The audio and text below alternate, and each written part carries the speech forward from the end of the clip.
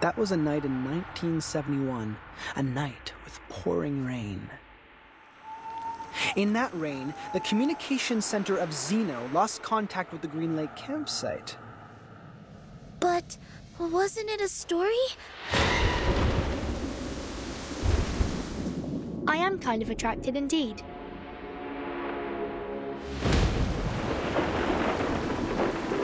Staying here is really not a wise choice for you. It's our rights to stay here. You can't just expel us. Someone is passing messages to us through these notes. We have been with a butcher whose identity is unknown to all of us. Like the story of Xeno Youth Force.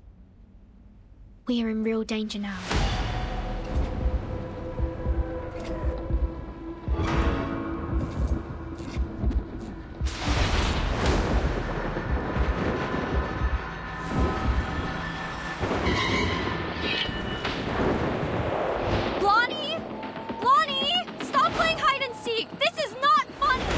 Critters are multiplying. Things are getting worse.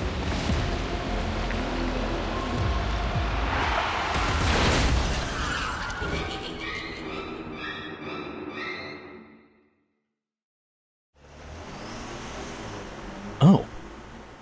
It seems this is the entrance.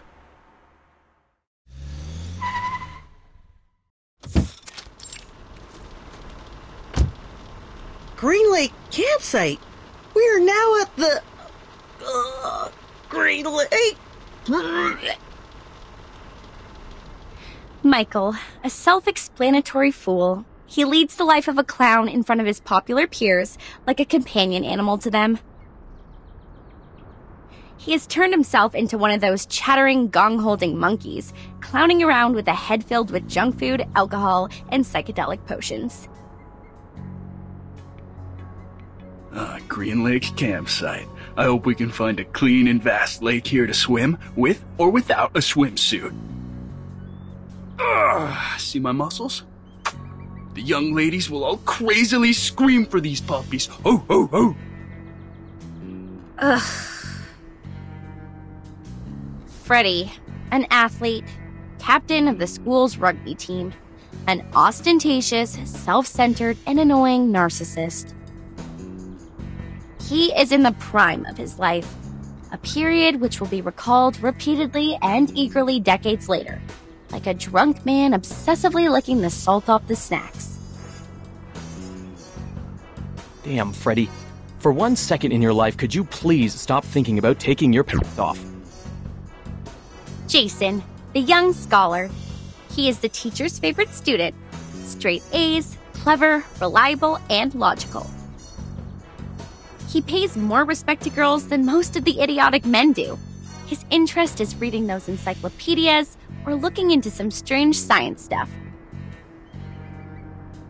You can wipe your face with this, Michael. We will get to the camp soon. And the virgin. There is a non-aggressive, harmless amount of gentleness and beauty in her that you don't get to see much of in this crazy time. She was born and raised in a faithful Christian family, along with other sisters. She attends the reading session held in her community every weekend. Lower your voices. Enough shouting. I'm still hungover, so don't mess with me and everybody will stay happy. Understand? Blondie. Reckless and dumb. A typical blondie. Always indulging herself in alcohol, beautiful clothes, and other vain pleasures. She was luckily born into a wealthy family and raised by doting parents. People call her sweetheart or honey, nothing else. Now we are going to bonfire camping area, right? Where's our guide? Just to be clear, Uncle Eli lent us the place, but he did also mention it's a bit neglected, so you know what to expect. When we get there, clean up the house and leave the best bedroom to me. You can choose from the rest. Michael will be glad to help you, sweetie. Take Anne with you. A girl would know to attend to details. One day, she will pay for her doings. One day.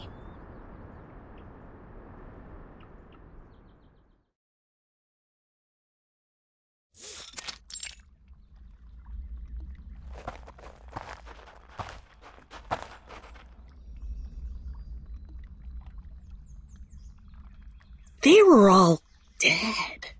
Their heads were hung at the treetop.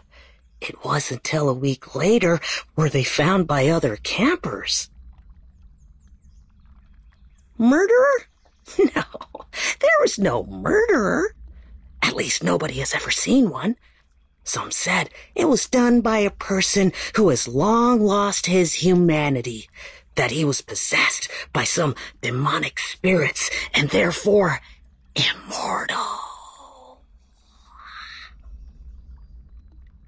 Michael, you fool! Stop telling such a dumb story. Come maintain the bonfire, idiot. Oh, but I haven't finished the story.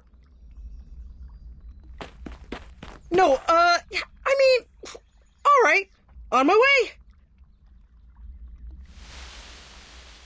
Hey, do you guys smell anything?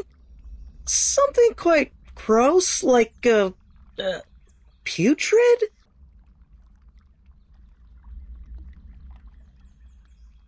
Oh, fuck! Holy... Oh gosh, I just saw it! It's viscera?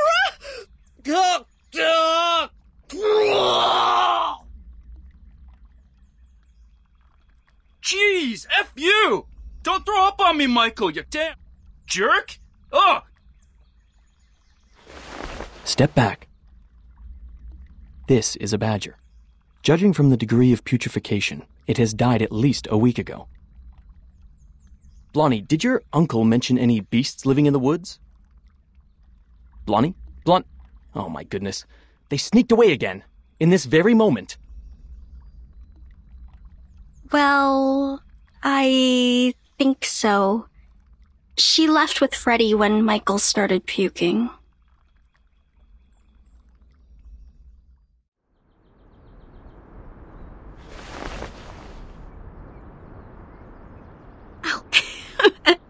You're naughty. Stop that.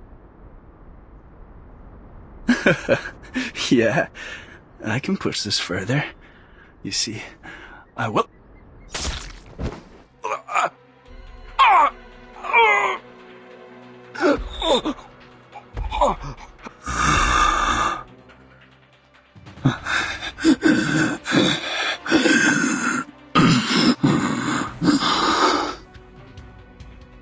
Help! Help! Help!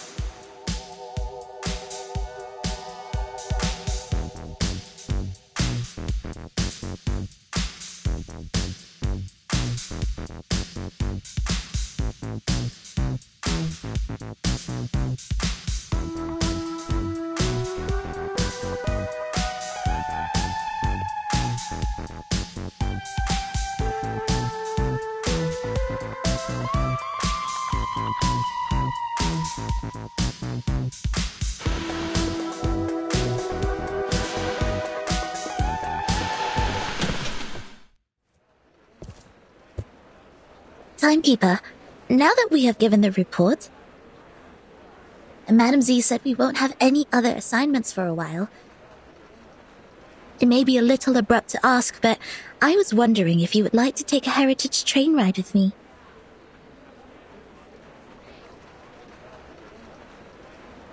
Please, trust me, this journey will be the best ever. Let's start off immediately and come back furtively, so nobody will know.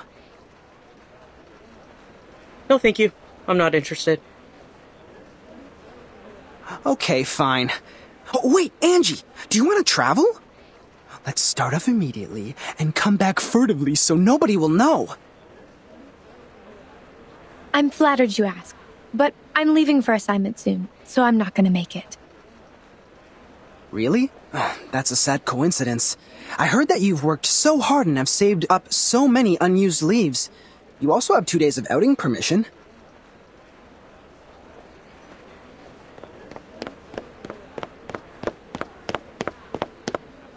Oh, hey guys. Us? Yes, you guys. Our great Miss Timekeeper and her excellent assistant, Sonetto. Am I right?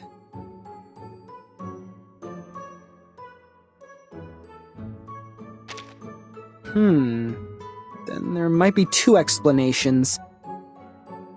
1, I got the wrong person. 2, this is your sense of humor.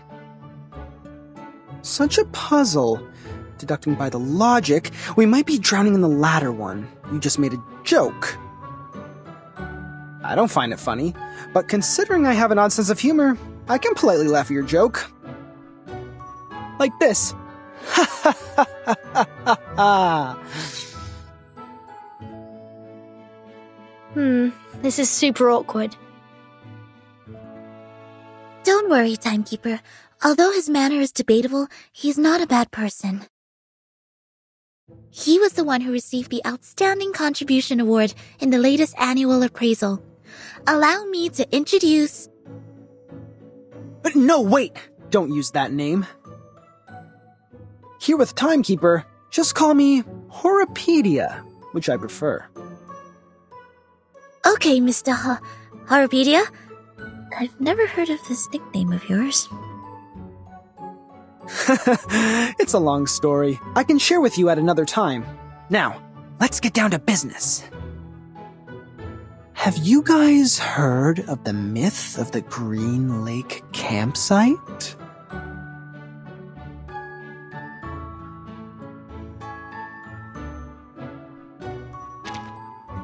Yeah, it was me. Given that you didn't know me, I sent it anonymously. I don't see how these are correlated. Well, of course they are. An anonymous envelope better triggers curiosity. And you are the most inquisitive person I know. Didn't you worry that I might throw it away? Honestly, I did. So I wrote to another 13 people. Now I have 6 maps. But don't be upset. Yours is the most intact one, so I selected it. Thank you for your approval. A mystery solved. No wonder I found the handwriting on the envelope familiar.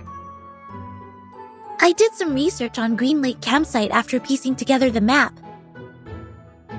It was the map of one of the training bases of Xeno. They used to train their youth force there in the early 60s and deserted that base in the early 70s. It had been underused even before it was abandoned. It was more of a Boy Scout camping site than a military training base. Exactly, Miss Sonetto. But this is the outdated version of the story now. This is not your fault. You haven't been in the headquarters for a long time, so you must have missed out on some first-hand information. Now, about the Green Lake campsite, we have some updates.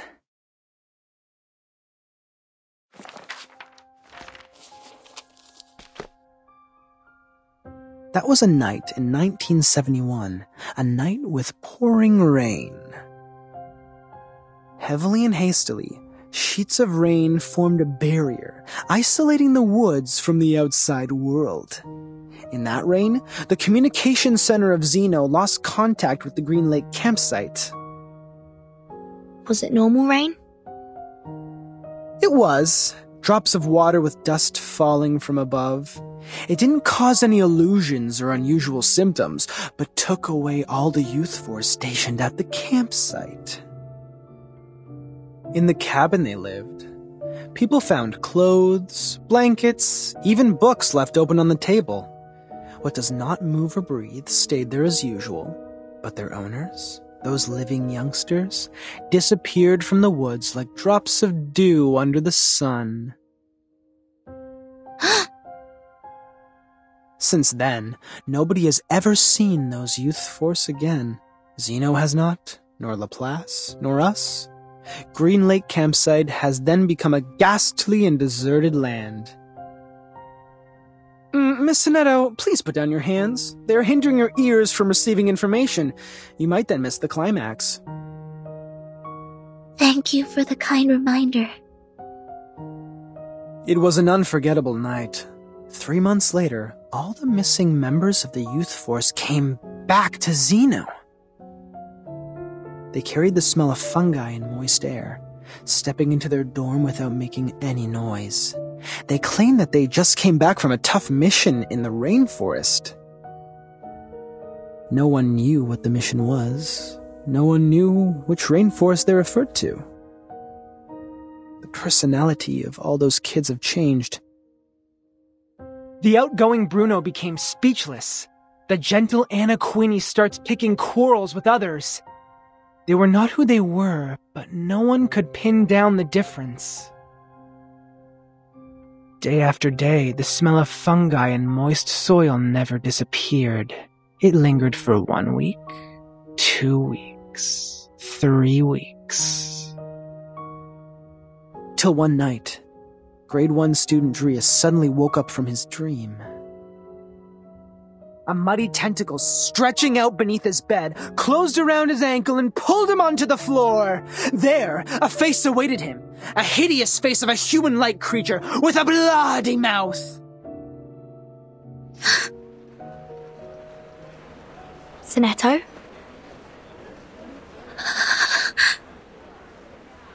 Sonetto, easy. You're going to break your wand. I know. I was just a bit caught off guard. It has never come to my mind that such a bizarre event would take place within an official institution. Funny story, Mr. Horrorpedia. As an urban myth, however, the ending is way too clear and powerful. The element of drama ruins its authenticity. You're good at making stories. Next time you can be more meticulous. Huh? Xeno Armaments Academy. The best military talents training base at present.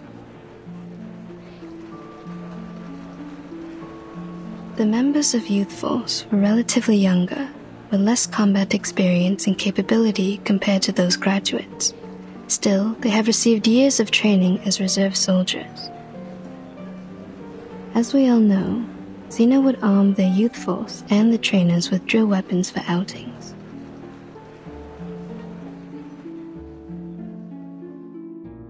It was nearly impossible to wipe out a youth force in the territory of Xeno without being noticed by the Academy. I see. So it's not true, just a made-up story. Miss Tooth Fairy, did you come back from the trip? I've rerouted my journey to a new destination. My companion suggested us to meet at the Foundation first, so I came back earlier. Anything wrong with the original destination? It's fine and safe, but now I have a better place to go. It's a place of myths and danger. There once lived many adolescents. With any luck, I will embrace a harvest of baby teeth. No way. The place you're heading is... It's Green Lake Campsite. But wasn't it a story? A story made up by Mr. Horrorpedia? He made up part of it, such as the bloody hand underneath the bed and the midnight screaming. Except for those, the rest is exactly the same as I know. But, as you just said, in their own training base, it's almost impossible for the youth force to be... It proves that Green Lake Campsite is out of this world, a place worth visiting. You're 3 minutes and 15 seconds late, Miss Tooth Fairy. No worries. I didn't waste my time waiting. We need more people to join us. Angie and Adolf have turned me down, but Verdun and Sonetto haven't walked away yet. I am trying to win them over. I think I'm almost there. Now, they are really attracted by the Green Lake, so we are starting off soon. Attracted? Pardon me, Mr. Horrorpedia. We did not plan to go there, and we certainly do not feel any strong attraction to that place. Oh, really? But Verdon seems to be very attracted. Or am I mistaken about the look on her face? Timekeeper!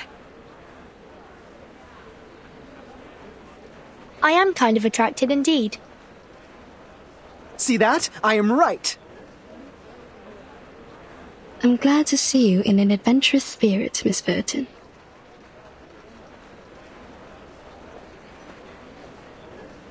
Great! Take your suitcase, pack your clothes, don't forget to bring 2 novels to kill time. Now, let's take the hands of our 2 new partners. Journey on!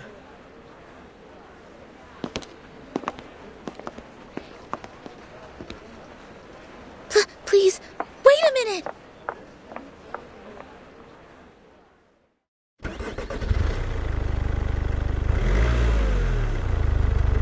Thank you for the letter, Emily.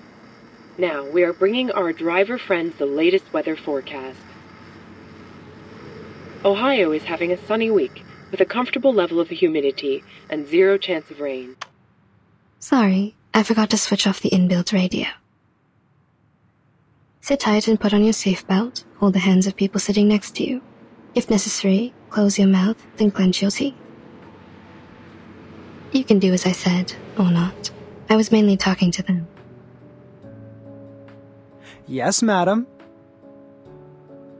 Yes, Miss Tooth Fairy. Are those little winged elves still nagging you? I remember you were troubled by them as early as I was in school. They are still there. They have never left there. The good thing is that they can't distinguish lies.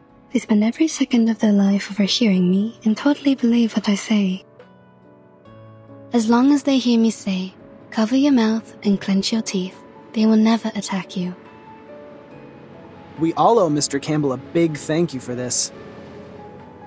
All of his teeth were stolen when he was with Miss Tooth Fairy. That's when humans finally realized how vindictive and vengeful those little things are. They stepped across the world for the cure. Eventually, they found a solution. Mr. Campbell?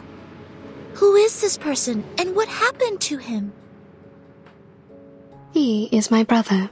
I am also a Campbell, Miss Campbell, while he is a Mr. We shared a roof when we were little. I was cursed for eating a tooth fairy. It and its fellows swore to steal all my teeth. At first, they did it. I ate 9 fairies and lost 11 baby teeth. My parents soon found out. They ordered a special tooth brace for me, in case I lose all my baby teeth and become a horrific old lady. In their second attack, those tooth fairies failed to steal the teeth from Miss Campbell, so they rushed to Mr. Campbell. His teeth disappeared in a flash, and he never had one since then. People said it was the curse of the tooth fairy. Just like in books, the flying human-like critters are bigoted. Once gained, they will keep the love and hatred at heart forever. I'm so sorry, Miss Tooth Fairy. I shouldn't have asked. Don't worry, sweetie. My brother now has his own teeth. He lives a stable life. The past is in the past. And I don't really think he was cursed. I've never heard the tooth fairy swore at him.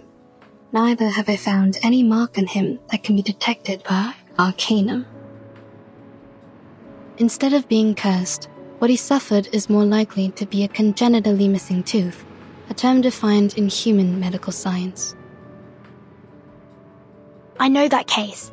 I just never thought Mr. Campbell lost his because of this. None of my classmates or instructors ever doubted the authenticity of such a curse when they gossiped of such things.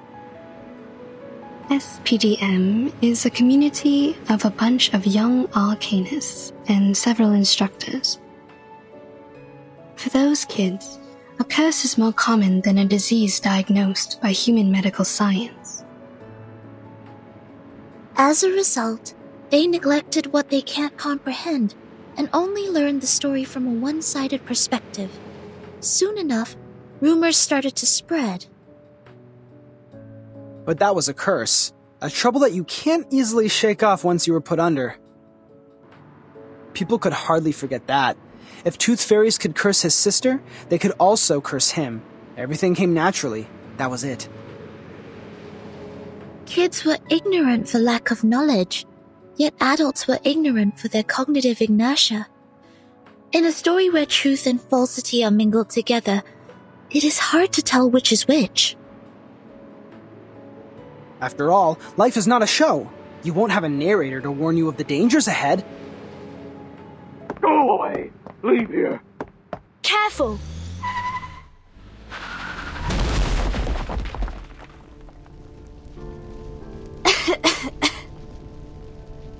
Timekeeper? Miss Tooth Fairy? Are you alright? We're good. Don't worry. Cover your mouth and nose. Get out of the car.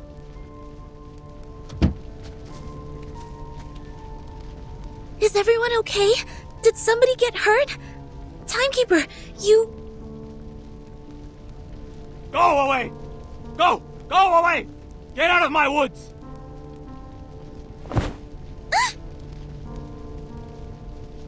I heard it.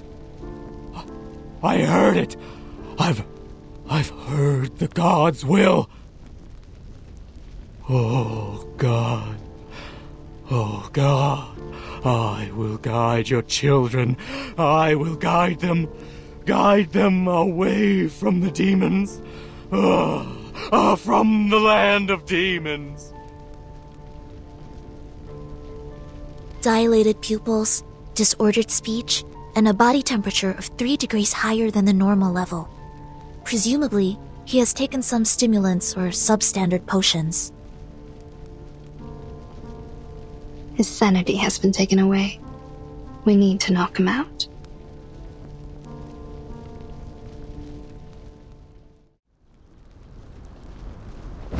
He fainted out. Problem solved. But my car broke down. We have to walk there. No problem, Miss Tooth Fairy. I took the map with me before we got out. But there is smoke coming out of your car. Is it alright? Don't worry, Verton. My brother bought an insurance. The brokers will soon contact him.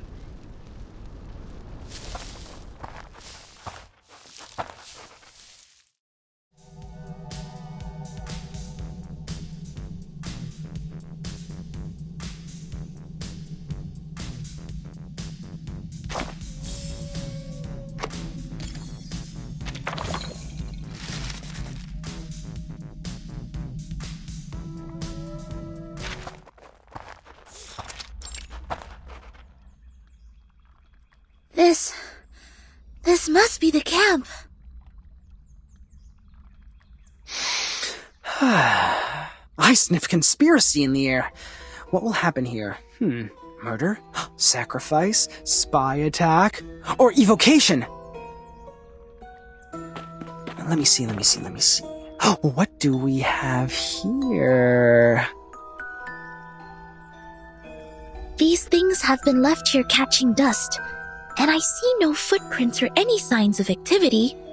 Seems like it has been deserted for a long time. Iron buckets, felling axes, picnic mats. Considering we are in a campsite, it is only normal to expect these tools to be here. What is this?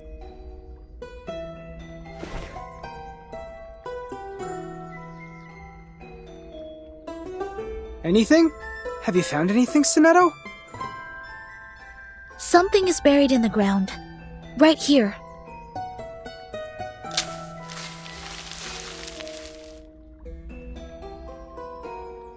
A box?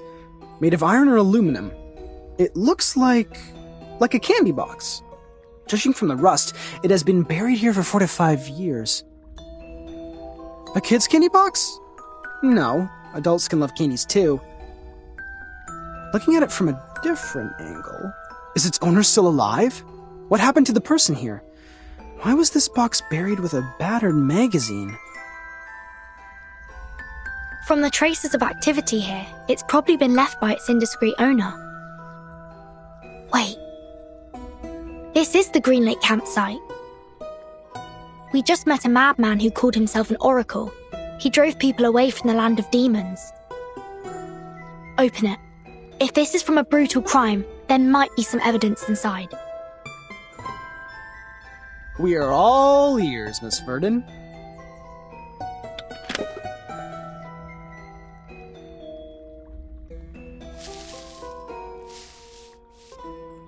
This is not a candy box. It is a pill box. Correction. It is an empty pill box. You're back, Miss Tooth Fairy. What did you find when you explored the campsite? Roughly the same as here. Near the woods, there's a place for firewood cutting. More traces left by critters can be found near the woods than here. I also found the teeth and claw marks of giant critter, as well as some excretion. That is to say, one gigantic critter inhabits here? If not more? Yes, that's why I came back here. Watch out for the critters. We may have stepped in their territory.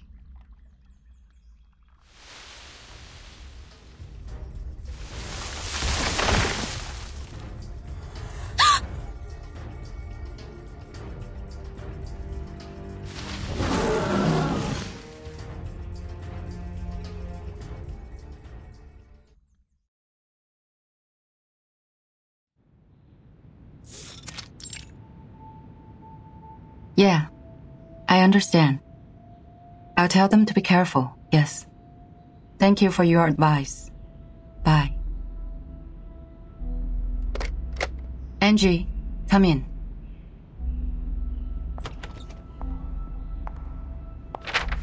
This is the file that the timekeeper submitted. It's about the storm. Please hand it to the research department. Affirmative.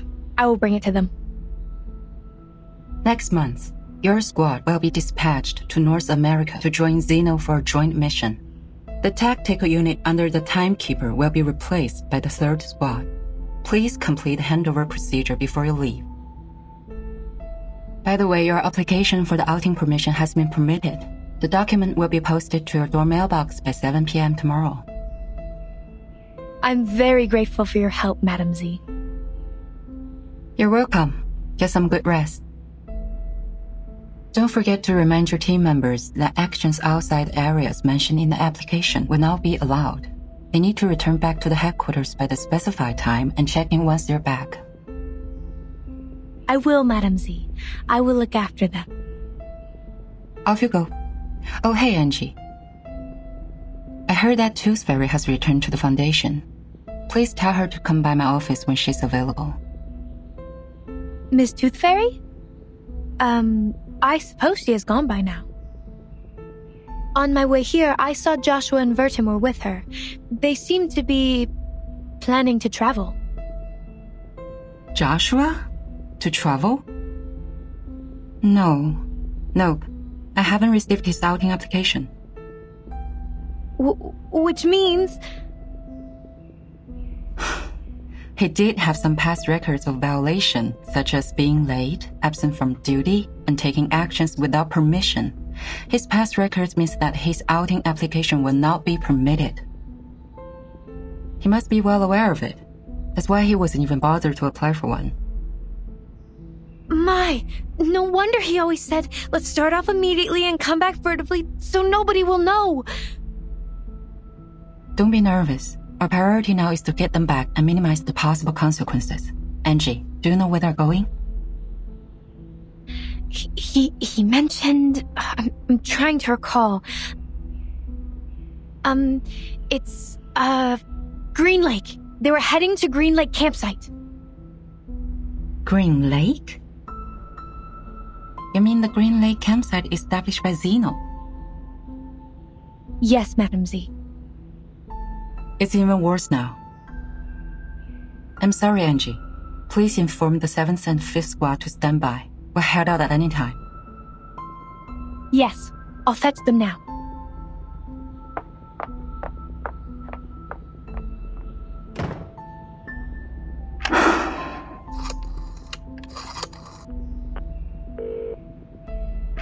Hello?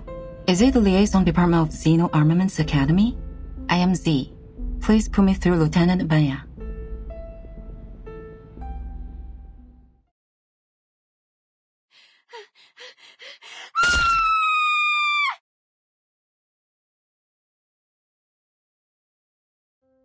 What was that? Did someone scream? My god, Jason, we have to check it out. I know they like to fool around, but we are here now.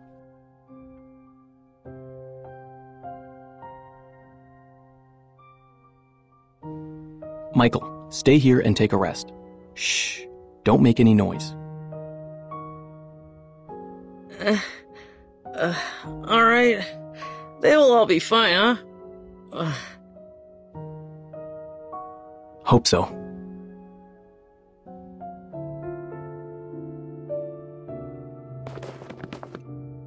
Blondie? Blondie? Stop playing hide and seek. This is not funny. Wait. Look over there.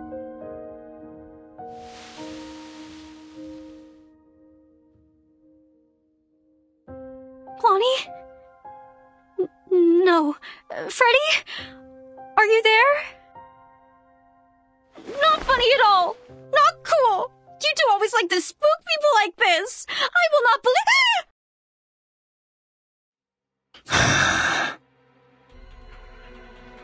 Anne, stay back!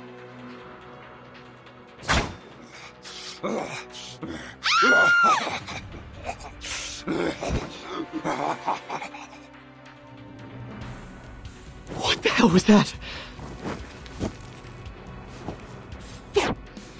The stories are all true. All true.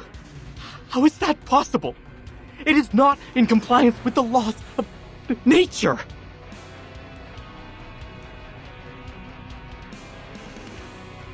Oh no! No, this is not happening! Oh Lord! No more crying, Anne. Stand up. Run! I will look out for you. Run! Both of them are dead! My god! Jason, the blood is all over the place!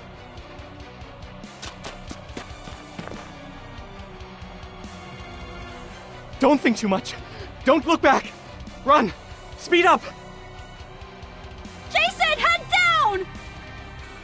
Ah! No!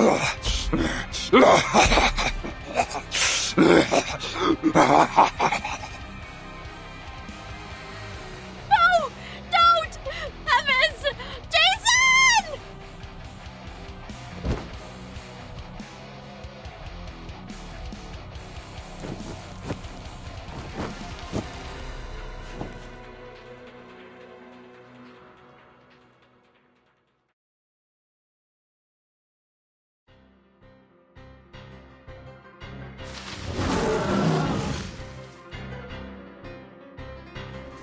Damn it, it's catching up! It's moving too fast. I've never seen a critter this big. Not only the size, its strength and speed are also much enhanced from what we learned in the Arcane Creatures class. It took Miss Toothmary's velvet pocket. We have to bring it down before it's too late. Horopedia, do you have some cobweb bullets to trap it? Only one left. Are you sure we have to fight it in the woods? We don't have an edge. The campsite was completely destroyed within 15 seconds. I don't suggest that we kill ourselves in this way. According to the map, there is the other campsite built in a wider region. We can fight it there. Turn left here. Keep going for 100 meters, and then cross the bush. Whoa! Shoot that bullet. It's going to get you. What a pity. I was thinking of catching something else.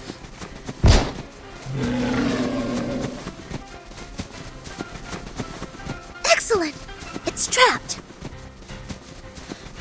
The bush is right over there. Follow me. Let's speed up.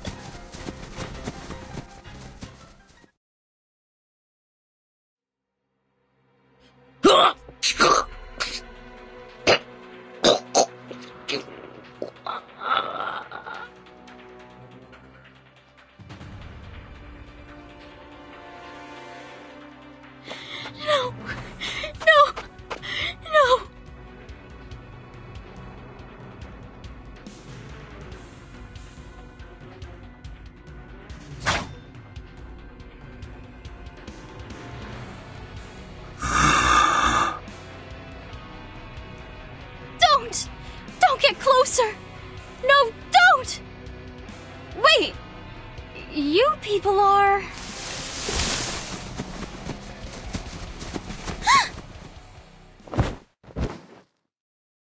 My apologies. I didn't mean to intrude. My God, what has happened here?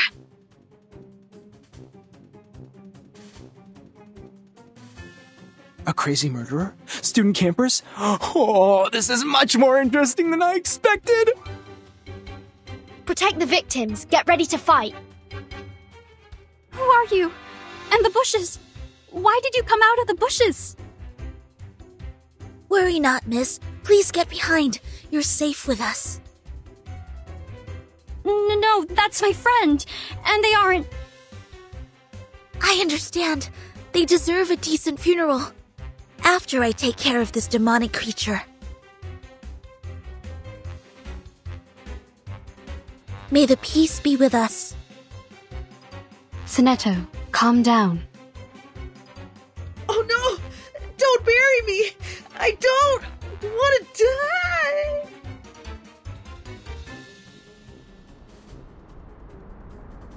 What?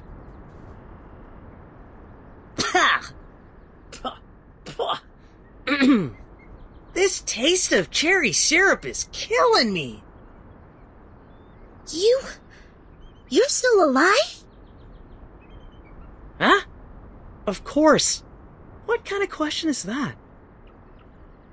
But you were vomiting blood, and that gentleman over there doesn't even have a head attached to his body. That's a prop. It looks like a real one. Nicely done. You add bloody taste substitute into the cherry syrup, which makes it smell like the real blood. Be prudent about the dosage, because it's slightly addictive. You've used too much. What on earth is happening? This is a theater, or a filming site. These young people are busy with their business, while we just interrupted them. I'm Anne. Are you two the actress Jennifer recruited? I'm afraid I don't know this Jennifer you are referring to. Ah, my bad. She sometimes goes by the name Blondie. It was just me who always calls her Jennifer. Damn it, you idiots! Get your ass up! There's no way we can use this take!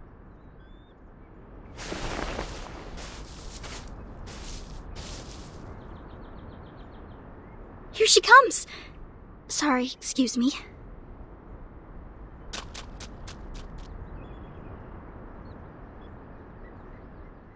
You! Who are you? Furtin. No, that's not what I'm asking! Huh? Are you asking me? I am Horopedia.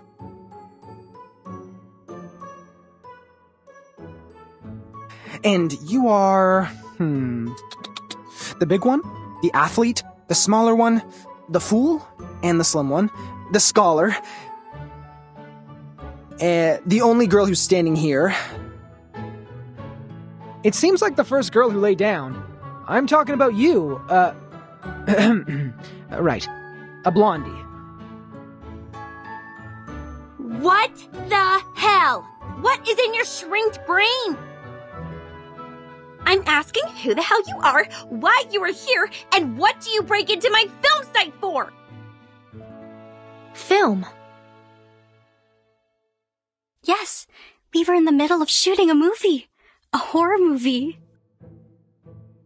Jennifer is our director? And playwright. Is that the word? Horror movie? Here?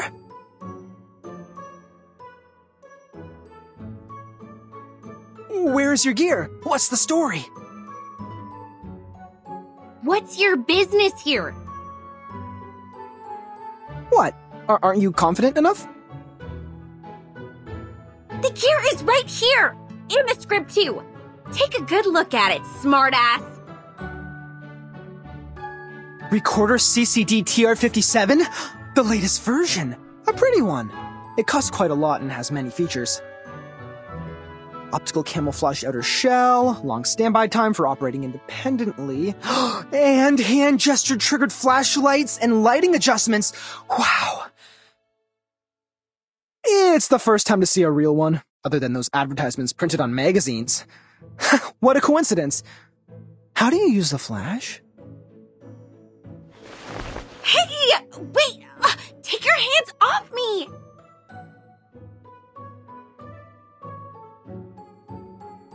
With a snap, a wave, or adjusting your glasses? Or an applause? Let go of me! Ah ha ha ha! It's the applause! Now it's easier. Unbelievable. What the hell do you think you're doing? Piss off!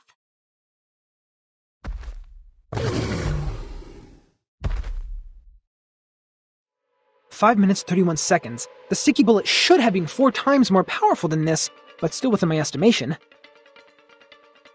Hey, Blondie! Clap your hands! God damn it, for freak's sake! Look what you brought here!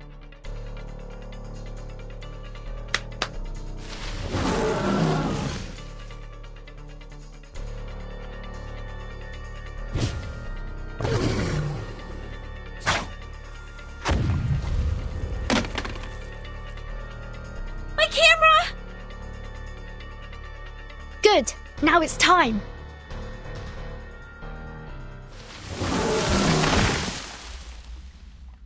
It escaped, taking my precious collection away.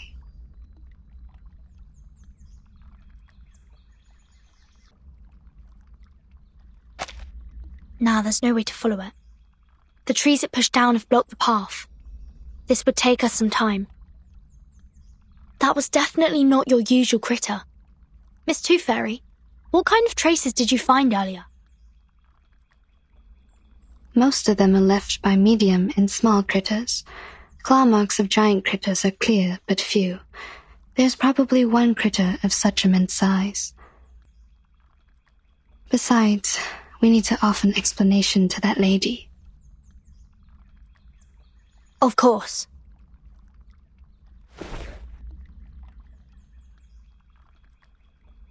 Why are you all staring at me? Do I have something on my face or my clothes?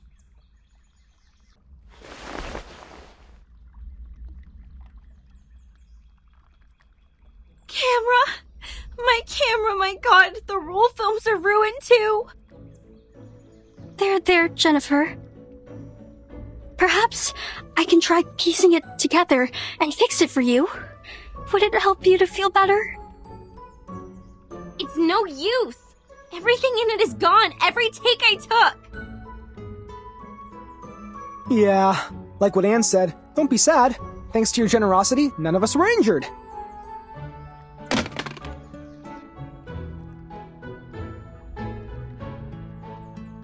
What did you just say?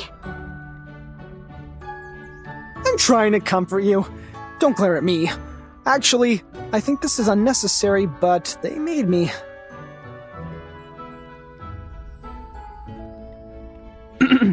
See? Behind me. The girl with the hat and the girl in the white. Huh? Unnecessary? You think it's unnecessary? Do you have even the slightest idea of what you have destroyed?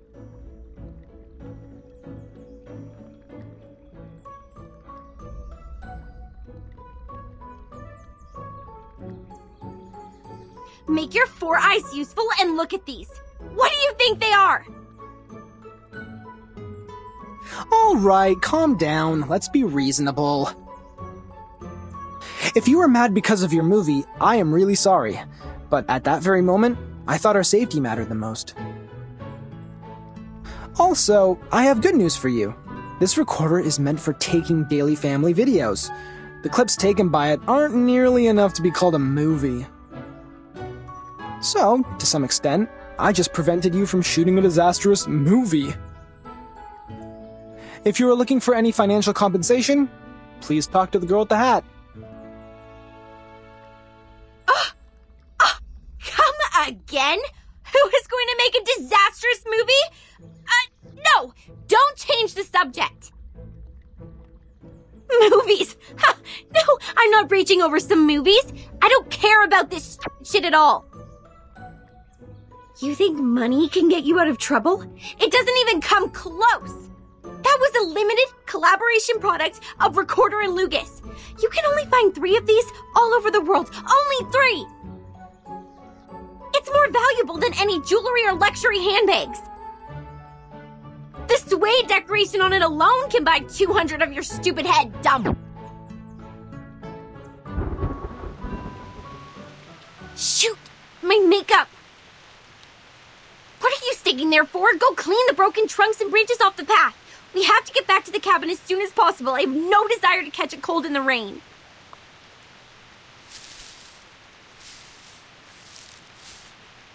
This is not a safe place for you. Get back to the town, find a hotel, and take a hot shower. My students and I will escort you to the main road at the edge of the woods and arrange a car for you.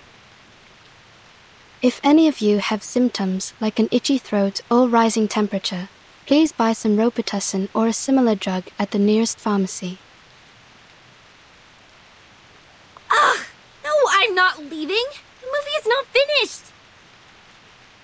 As long as you take care of that big monster, I can continue with my project to get that shit movie done.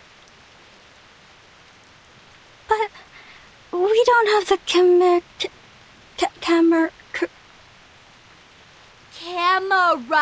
you dumb girl. You have no idea what we are doing here, so don't tell me what to do if the best you could do is handcraft some props. Staying here is really not a wise choice for you. It is very dangerous and you can't protect yourselves. It's our right to stay here. You can't just expel us. You are, of course, entitled the right to stay, Miss Blonny.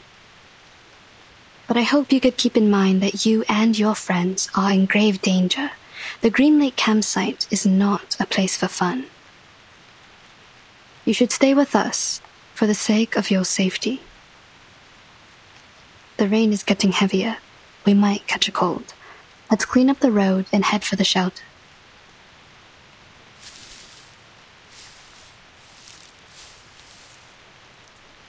All this gibberish to scare us off. Come here, Freddy! Go into the campsite and see if you can find some axes for us. Kids, if you find any teeth, please pick them up and hand them to me. Hurry up, Freddy! I'm freezing!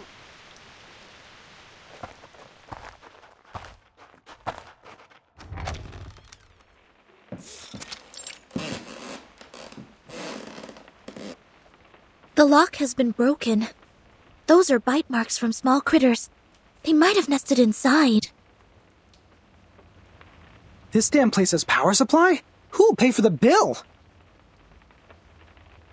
Maybe it has underground cables, or it's powered by some generation sets left by Zeno. Wait. Stop here. To your right, by the corner of the stairway, there are 3... No, at least 3 of them. They're getting closer! Blondie, take your friends away!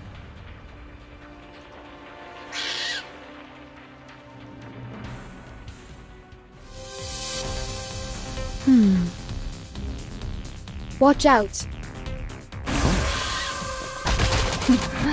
¿Intentarlo de nuevo?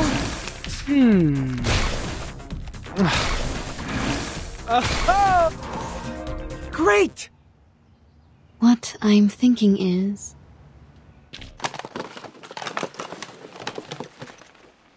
Strange. I remember I left it here. Where's the camera? Are you looking for something? Perhaps I can help. No one asks for your help. Go away.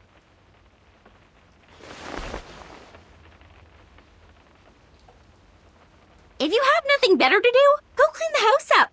I need a place to rest. Yes, sure, you must be tired. Don't worry, I will take care of it. Let me give you a hand, Anne. That'd be great! The tools are in the closet. This won't take us long.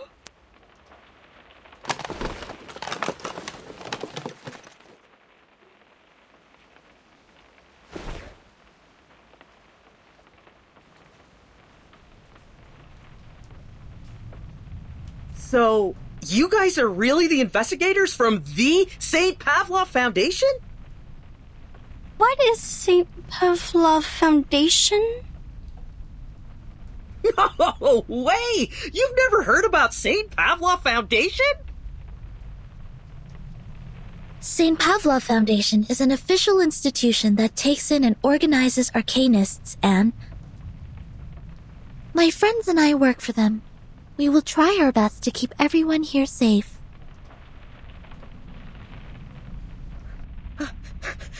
I've never met a real one. What do you guys normally do? Taking humans for subject research? Roaming around to snoop on the political parties? Are those stories true? Human subject research? Political parties? Pardon me, I don't follow you. We will never do harm to any human. It's strictly stipulated. Save your bureaucratic rhetoric, little girl. I've read those books. I know you've done some dirty things. Tell me. Shut your face, Michael. I've recruited you to play the fool, not asking you to really be one. Don't bring disgrace on us for going to Vine State College with you. You are all students from Vine State College? Yes. Faculty of Filmmaking. This fool here is a chemistry student. The big guy over there is an art student on English literature and poetry. It's one of my assignments to make a movie during the semester break. So I hired every useless meathead available and traveled all the way to this shoot just to shoot a stupid horror movie. Stupid horror movie? I thought you loved horror movies. Ew! Don't disgust me. Who would possibly have interest in the movies filled with characters in sweat and dust and presenting zero romance or any nice costumes? You mean you are not interested in horror movies, but determined to film one here?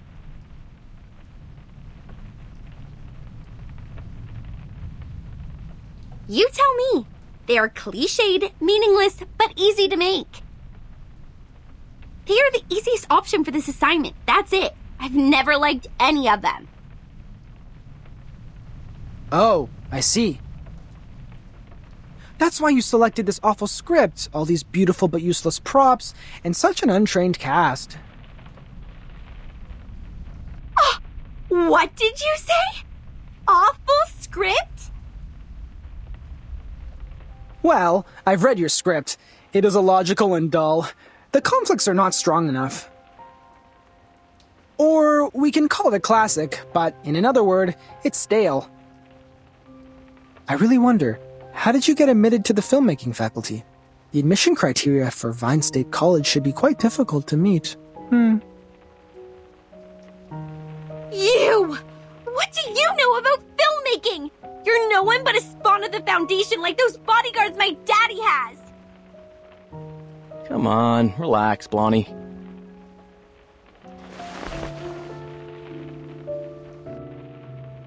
If your dad didn't sponsor the 2 library buildings, you would not be here studying filmmaking.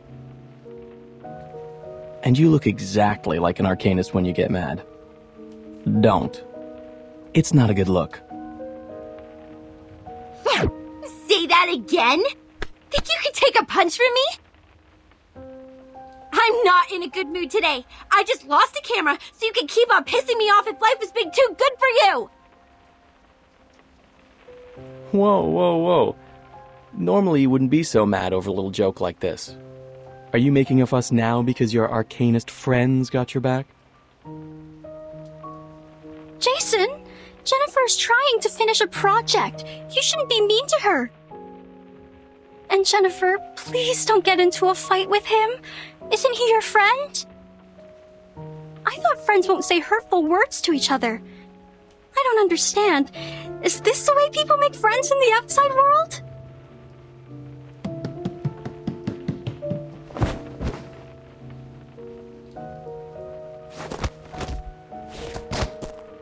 I will knock off every tooth in your mouth and give them away to that crazy teeth collector. Only in this way can your empty head remember how much I hate being called an arcanist.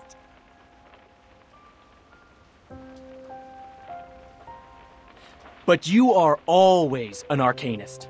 Although you've tried every means to be a human, it won't change your identity.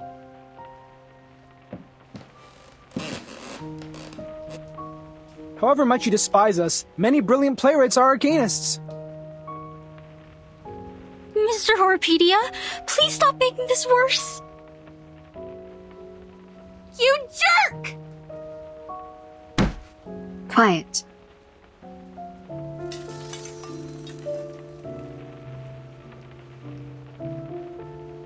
If you don't shut up now, I will shut you all up forever.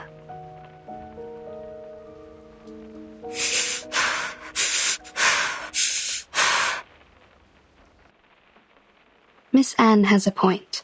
This is not how friends get along. Ladies and gentlemen, we are not here to fight. We need to cooperate. I don't expect you to love each other, but no more fights. I don't care whether you are arcanist or human. Now sit back on the sofa, everyone. I'm sorry, Miss Tooth Fairy. I'm sorry too. I should have stopped them.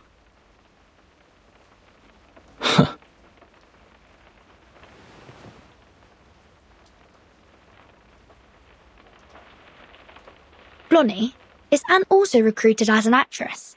She is not as energetic as your classmates. No, she isn't. She's a local villager. We met by the edge of the woods. As well as Rod, the one that plays the butcher. That's everyone in my crew. Now, if your curiosity has been well satisfied, leave. I need a break.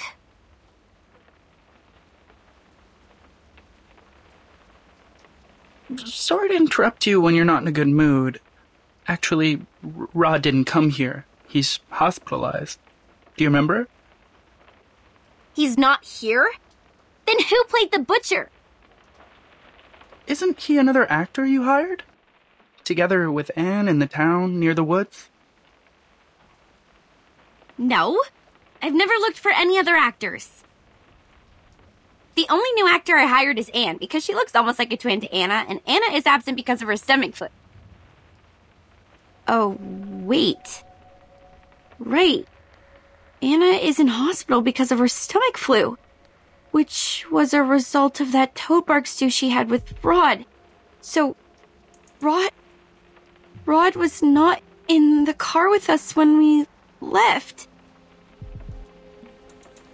Holy Mother of God. That is... We've been with a butcher whose identity is unknown to all of us.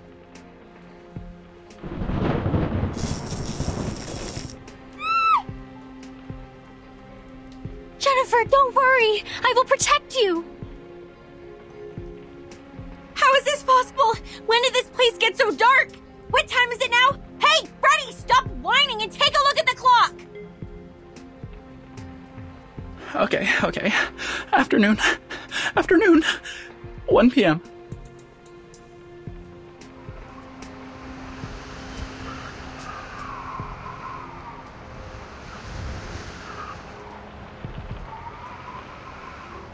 Is that Nope. That butcher? He is going to slaughter us. He is truly a cold-blooded murderer. Don't freak out, Freddy. A murderer is not someone you frequently meet. We're not shooting a horror movie. Actually, you are. A giant monster? A fake friend of yours? A sudden nightfall? Anything here not like a horror movie? Damn, aren't you being paranoid enough? Do you want the situation to get messier? You, sit down. I will go check the electrical panel and fix it. It will bring back the light and restore your sanity. Negative from me. Those who remain alone in a horror movie never end up safe and sound. If the butcher is really lingering outside the door, you will be his first blood. Although you are rude, impolite, and suspected of ancestry discrimination, I suggest you to take someone with you for the sake of your safety. Oh, back off, you troll!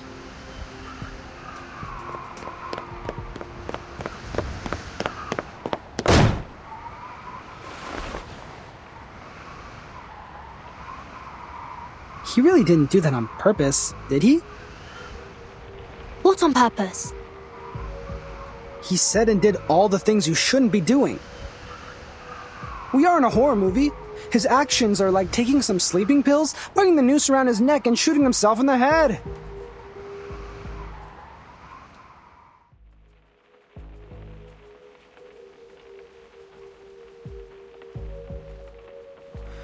It has been 7 minutes and 25 seconds since our bro the Brave took the one-man mission. I have never fixed a panel before. Can anyone tell me if it's normal to take this long? From my experience in human society, it is not too long. If the device has been drastically destroyed or the maintenance man is not familiar with that model, it will take a longer time to fix. This is not unusual. We need to go outside to find him. We are not in the human society. Aside from the butcher, he might confront some other troubles. Zenetto, you stay here with Miss Tooth Fairy. I will go find Jason with Horrorpedia. No matter if we find him or not, we'll come back in 5 minutes. What if you don't? Then it means we are not in the kind of horror movie where misfortune only happens to lone wolves. If we don't come back, please evacuate the whole campsite and contact rescue.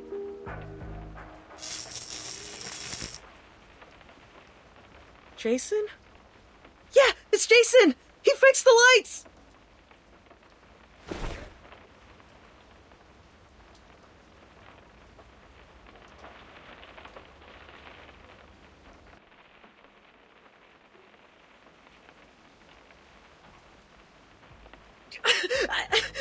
I can't stand it! This place sucks! I can't stay here for another second! Pack your bags! We're done with that film! Everybody get into the car with me! Let's go! Relax, man. Firstly, Lone Wolf disappears. Next, it will be the people who failed to escape. Now we must stick together. At least the rain was the origin of all these weird things. You shouldn't have walked into it. I remember the weather forecast said there won't be any rain in this area today. Like the story of Xeno Youth Force. We are in real danger now. Xeno? Xeno Armaments Engineering and Technology Academy? You know it?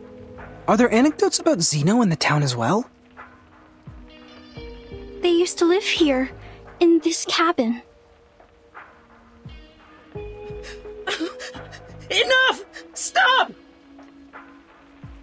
And stay away from those weirdos! We're leaving!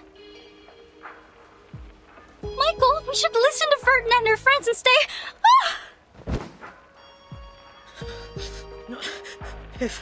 If rot can be fake, this whole campsite can also be an entire illusion!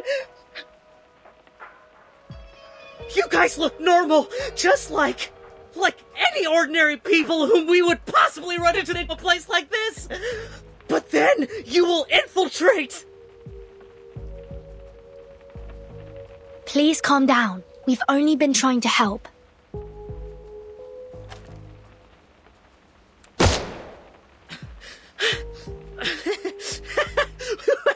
I won't be deceived anymore! I will shoot you! Stay away from me!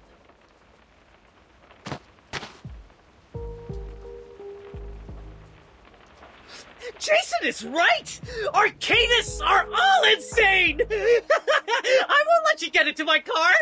You guys stay here and wait for the butcher to get you!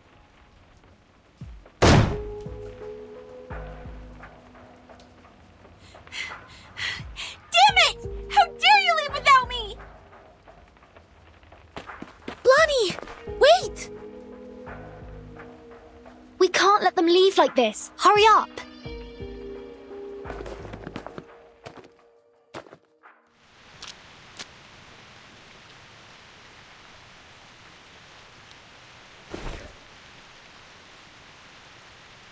This is not good. It's too dark out here. Hardly visible. Michael must have driven out of here. But how did Blondie disappear in the blink of an eye? To the south. The skid marks and footprints all point to the south. Here are the claw marks of the critter. They might be in danger. We need to hurry up. Over here! I found her!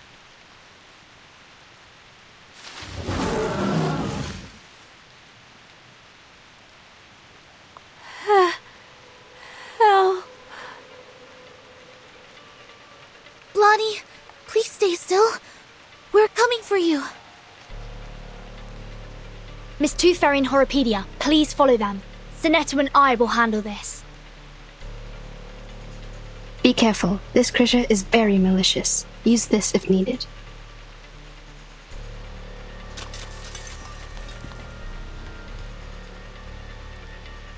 The rain has healed its wounds. It's getting stronger and harder to deal with. May the peace be with us. I think it is...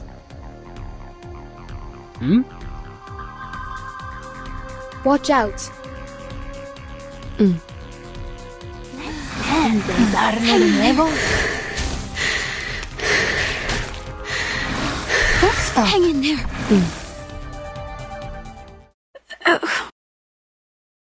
My head everywhere hurts.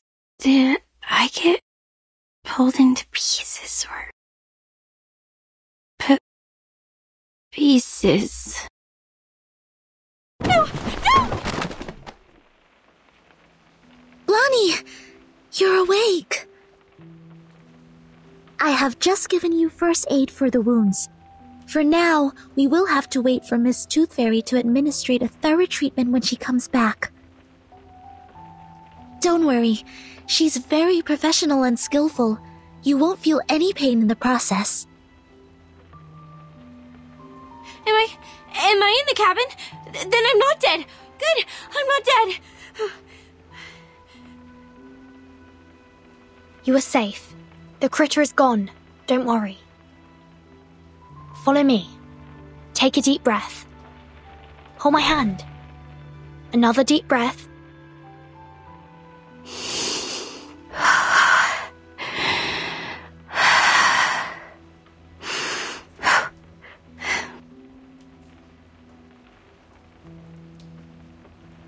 Do you feel better now? Thank you. I feel much better now. Oh, Anne! Where is she? Did she get hurt? We didn't find her in the woods. Wasn't she in Michael's car? No, she wasn't. She jumped off. She saw me being attacked by the critter and jumped out from the side window. Oh no! The butcher! He must have taken Anne, must be with him. I saw him too. He was walking towards her. Just like what would happen in a horror movie. It's okay. Here, take my hand. We know where she is now. This is good. We will get her back safe and sound. Okay. I understand.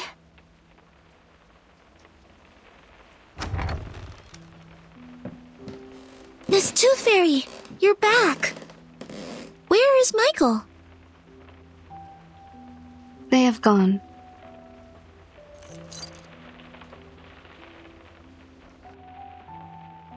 We are not able to catch up and intercept their car. It crashed on the edge of the woods in front of us. Crashed on the edge of the woods? What do you mean? I don't know either. The car was about to rush out of the woods, and then we heard a huge crushing sound. The front section was squeezed together, and the rear wheels were lifted in the air. And there was an explosion. Looks like the car was crashing into an invisible wall. It happened right in front of us, too quick and too astonishing. We got to the car. The fire caused by the explosion was being extinguished by the rain. We found no one but this key. Is it yours, Blonnie? No, never seen it before. I always have some decorations or a doll attached to the keychain. This one is rusty and too plain. It smells weird too, like dirt. Anything special? No, neither mark nor labels. We didn't find anything to match it in the car. First the lone wolf, then the people who failed to escape. Things are getting too complicated, but there's one thing that I am certain of. We are now caught in a dangerously and classically plotted horror movie.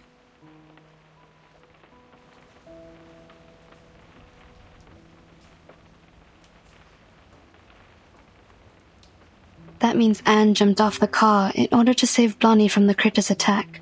Then she got lost. According to Blonnie, the last thing she saw was the approaching butcher from the woods. She's in great danger. We must act swiftly to save her. Also, we need to turn this cabin into a security base for the upcoming battles. Horrorpedia and I will rescue Anne. He's a horror movie expert and it will be of great help. In the meantime, you and Sonetto stay here to take care of Blonnie and to secure this room. I will take good care of her.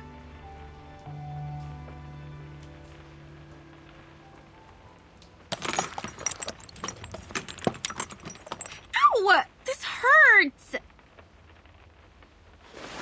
Please bear with me for a minute. The wounds caused by critters are prone to tetanus. I need to thoroughly sterilize them. How about some painkillers? Give me some! I'm very sorry. I don't have any with me.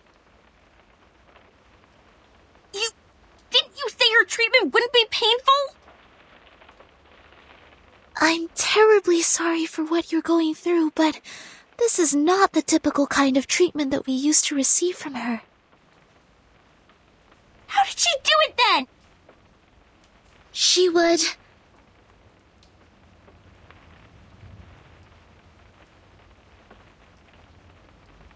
She would ask us to take the tooth fairies. That is, those golden elves in the glass jar. They're effective in treating toothache and other oral diseases, but also can be used to reduce inflammation, stimulates wound healing, and relieve headaches. You mean to eat this? Yes. And it actually tastes pretty nice, like mint and flavored dried plum. It just looks a bit unconventional. You would go as far as to eat this shit? Please, stretch your legs. I need to sterilize the inner thighs. Ow! Okay, fine. I will take that. Bring me the little elflings. Sorry, Blonnie. You can't eat tooth fairies as a treatment. Why can't I? Of course I can. I will just put it in my mouth and swallow with my eyes closed. This is not about you. It is my own rule of treatment. I have specific treatments for humans and arcanists correspondingly. Through our contact so far, I got to know that you don't consider yourself as an arcanist, and that's why I will not treat you as one. Are you upset about what I said? I owe you an apology. I shouldn't have been rude to arcanists in front of you. I know it hurt your feelings. I was not myself. I chose to live amongst humans, chose to be their friends, to be a different arcanist. I thought in this way I would be taken in as one of them. But as you see, when things come to a critical moment, they run away without me. It was my car that they drove to escape, and yet they called me a freak and left me here to die. Funny, isn't it? Sad story. I feel sorry for you. But still, you can't take the tooth fairies. Is this a punishment for what I have done? I can't feed you the tooth fairies, only because you still think you are human. You don't recognize the behavior of your human classmates, but still want to be on this side, and be one of them. Okay. The wounds are packed. Already? I didn't feel a thing. I've applied carbuncle growth promoter. It will paralyze, sedate, and accelerate your cell regeneration. Your wounds will close up in 30 minutes. Isn't that a medicine for arcanists? It is a prescription approved by the medicine examination supervised by Campbell. In this case, it doesn't violate my rule. You could have applied this earlier and spared me the pain. I don't rely on painkillers. I am an excellent doctor. Minimizing patients' pain is of course my forte. When kids can't suppress their pain, I normally sing for them to ease their pain. But you didn't sing for me. Was it because you didn't want to? Maybe. I confess, what you did and said at first was really annoying. Arcanists and humans always act as if they were of one merged entity, but we all know how lines have been drawn between their own people and the others. You grew up among humans, and you learned to look away from the truth as they did. Oh, but you do react better to the medicine for arcanists. Your blood is bringing you a good outcome. Look. In another half an hour, your wounds will be fully recovered. By then, you will be able to jump and run freely, as if you were never hurt. However you feel about your ancestry, it is helping you out. My wounds. A good outcome.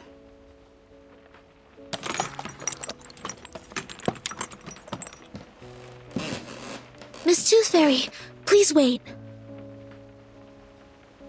If what Mr. Horrorpedia has said is true, it's dangerous for us to split up. The three of us should stay together. It will take another 25 minutes for her legs to fully recover. If the situation were to develop based on the rules of horror movies, at this stage, I am safe. Don't worry about me. I see. Have you also done a lot of research about this genre? Not a lot. I just browsed the secret notebook left by Horrorpedia in the infirmary. I covered him from the instructors to keep his notebook. Since then, we became friends. Keep things from the instructors? Did you do this a lot? Not really. The rules were extremely strict. Except for Horrorpedia, I only had Vertin as a frequent guest. She pretended that she got a stomachache, lying in bed for half a class. She took many toffees when she left. Timekeeper faked her illness? Ah, and that also explains her toffees. You didn't know that? It seems I need to apologize to Vertin for letting out her secret. But thank goodness you are on her side now. Our negligence didn't cause much damage.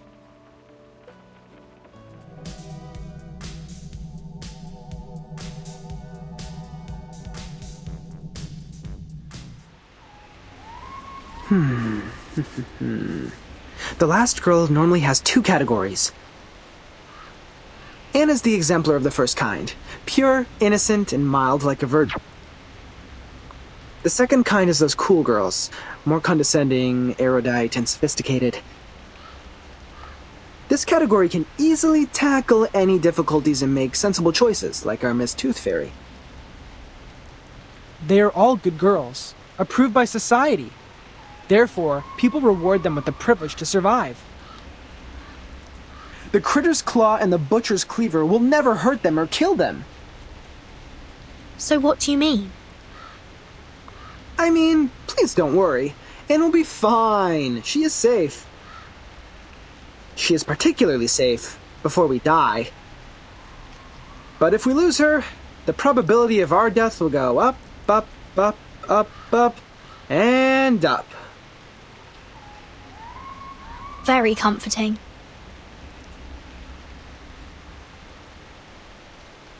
Wait, the carcass of the giant critter is missing. Maybe it's not totally dead and has crawled back to its den? It was dead. I've checked and there was no way it could survive. Here in the mud, it's the fur... Oh, also, what's this?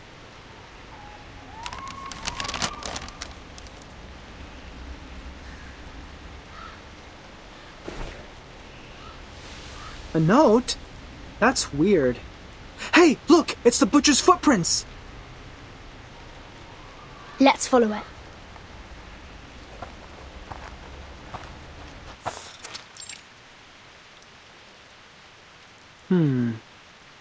The footprints disappear.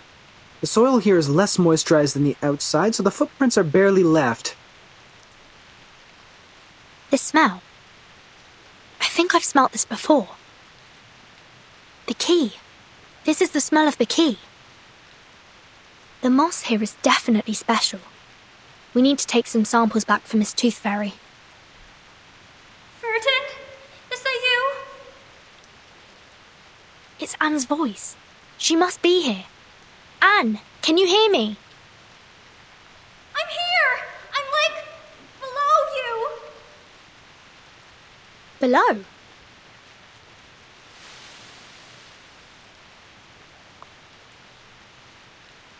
The pit is deliberately dug. The soil here is dry and granular. This was originally a cave. She is hidden inside.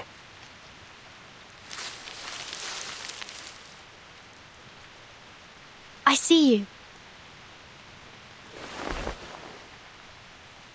Stay strong and take my hands. I will pull you out.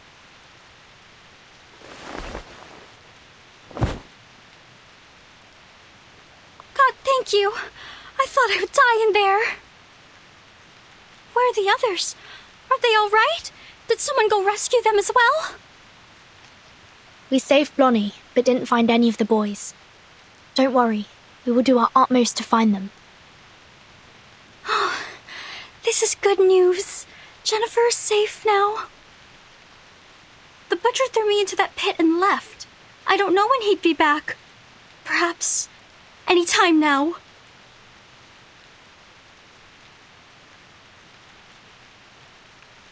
Burton, we have to get out of here now.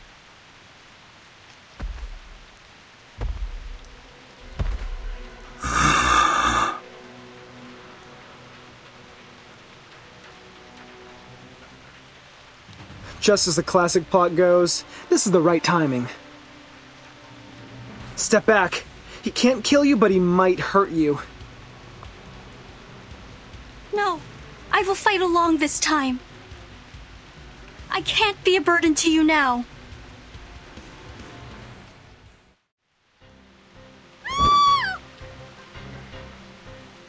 Run! Run away from him! Don't let him catch you! Ugh.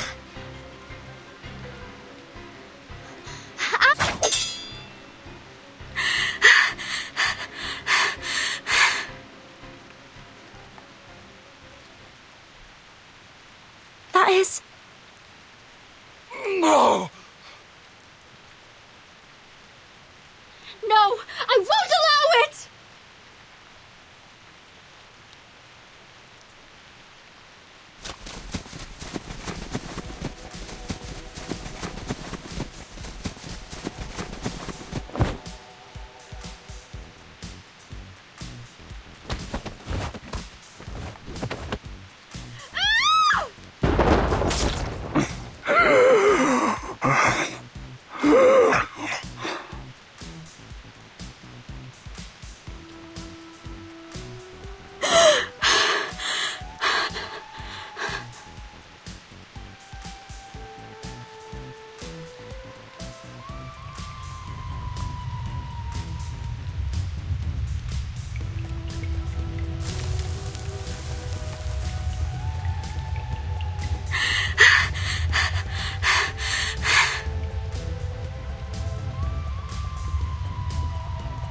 You can let go of me, Anne.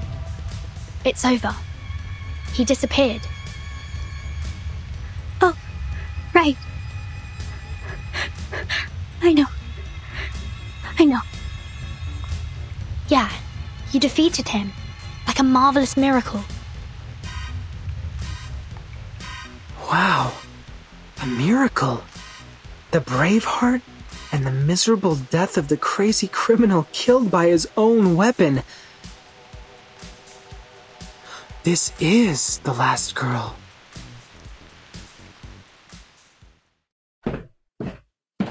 A warehouse filled with bizarre little items. Puppets, a Ouija board, audio tapes, a diary, and a ring box. To my forever love, Victoria, here lies my lifelong secret. In the summer of 1973, I took the life of a young lady. Sounds like an intriguing story. Those kids will love it. The pity is, I find no teeth here.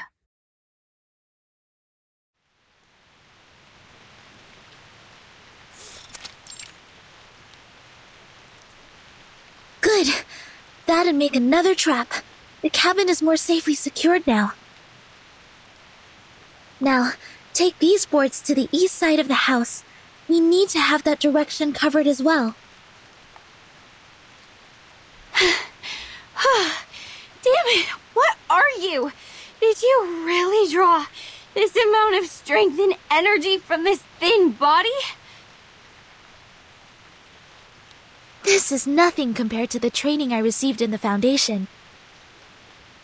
Blondie, it is okay to rest on the chair over there if you're feeling fatigued. Leave this to me.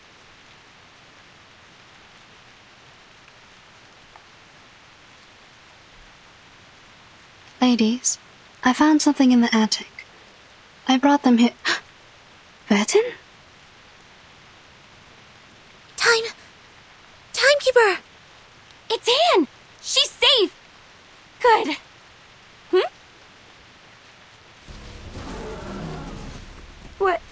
What's that behind her? I didn't know there's still an army stationing here. No, that's a cluster of monsters. Well, you can also call it an army. Awesome! How are we supposed to deal with them? We are so dead.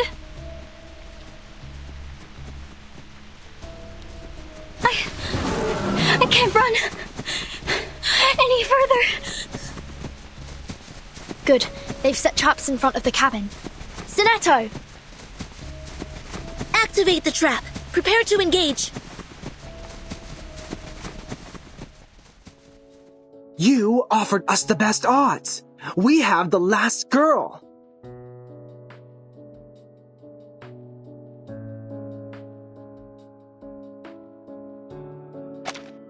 Please don't say that. I'm not that good. It was pure luck. No, you are awesome. You struck away a knife with a branch and took the murderer's life with his own weapon. I can't be wrong with your part to play here. You are the last girl. I should have noticed this earlier. You are gentle, simple, and kind-hearted enough to put yourself in danger to save others. No one is more suitable for this role than you. This is your part. Good. From now on, I will stay right next to you because where you are is always going to be the safe place. Jennifer? Blondie, I need to remind you that the character who relies on others always leads to a miserable end. Ugh, get lost. Have you ever wondered why people dislike you? Anne, promise me you will keep me safe with this special power of yours. This is good. Blondie seems to be more relaxed now. She smiles a lot more as well. She's changing. Not bad. Miss Tooth Fairy, please take a look at this. A piece of moss. with mud and a sour and earthy smell. It smells the same as the key. I found this smell in that car, as well as on the sofa in the cabin. Where did you get this? There's a special area near the woods, where the temperature and humidity levels are higher, so mosses are ubiquitous. Any signs of artificial cultivation? I'm not sure. This place has been deserted for so long. We haven't found any trace of human activities.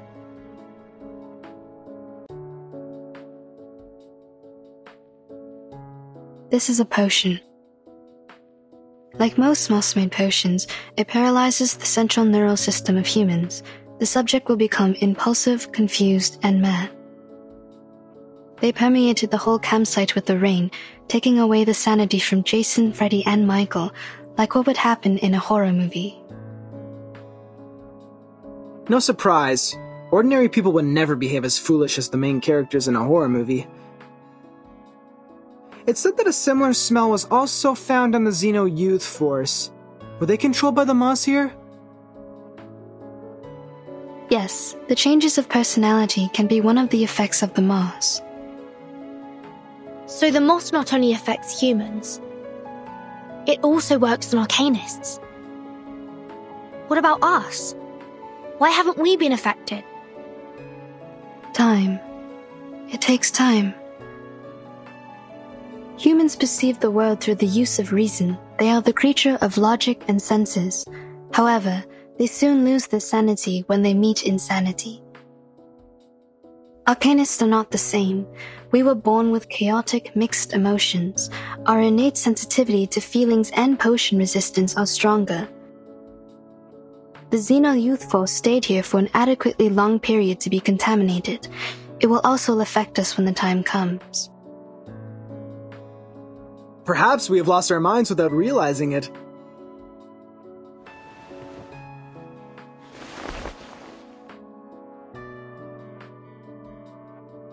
Ooh, what are these? They look appealing. Why hasn't anyone told me about them? I found them in the attic. These tiny and exquisite items have a lot to dig into.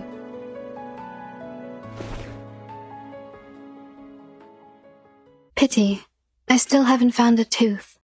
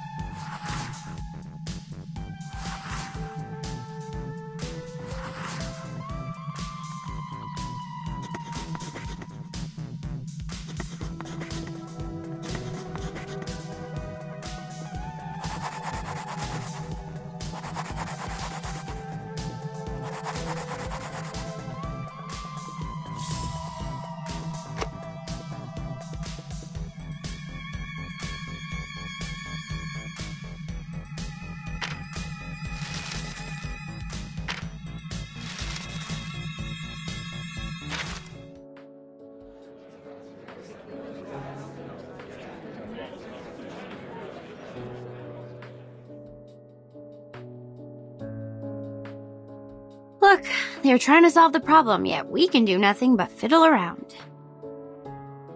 Maybe I should have worked harder in college, so that I can at least understand a thing or two from the conversations. Don't worry, Jennifer. I don't understand any of what they said either. You are not alone. I'm here with you.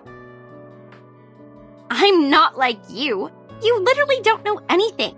I remember when we first met, you asked if everything I had on me.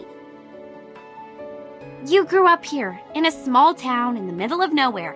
It is only normal that you don't know anything about the outside world. But I'm different. I've been to big cities, I've gone to college, I've read books, I pretended to be well adapted to this lifestyle.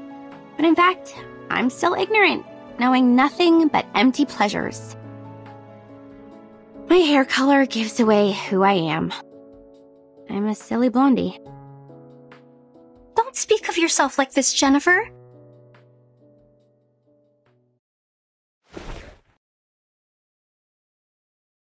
You're not silly. You're smart. You make your own movie with the script you wrote by yourself. You're pretty and kind, and you're the best person I've ever known. Please don't hate yourself. Fine, I get it. But can you let go of my hand first? You're hurting me a bit. Oh, sorry. Are you going to be okay? Shall I get you some ointment for these red areas on your hand? You're funny. I'm not some glass doll that breaks for being held too tightly. Oh, I can barely breathe. You were great fun. You're smiling. Did I make you happy? This is good. Don't you find me weird? My attitude changes so rapidly. I've been mean to you for a long time, and all of a sudden I start to follow you around and try to use you to survive from this. Weird? What's so bad about that? Even if you're weird, it's a good kind of weird. I like you. Staying by my side. Even if I'm a benefit-driven fence-sitter who immediately embraced Arcanist after being ditched by my human friends? Jason and Michael shouldn't hate you if they knew you better.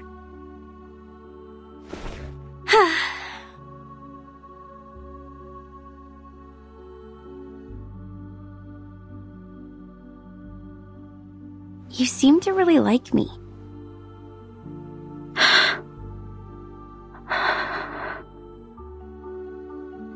You would jump off the car to rescue me. You protect me, praise me. You would even be happy because I was happy. Because I've never seen anyone as pretty as you are. You're special. You're different to the rest of us. Oh, stop. I'll not be embarrassed for these nice things you said about me. I've heard enough of them throughout my entire life. Listen, I'm very sorry for mistreating you, and I'm grateful that you came to save me. I will reward you with a secret. My secret. Do you want to hear it? Absolutely.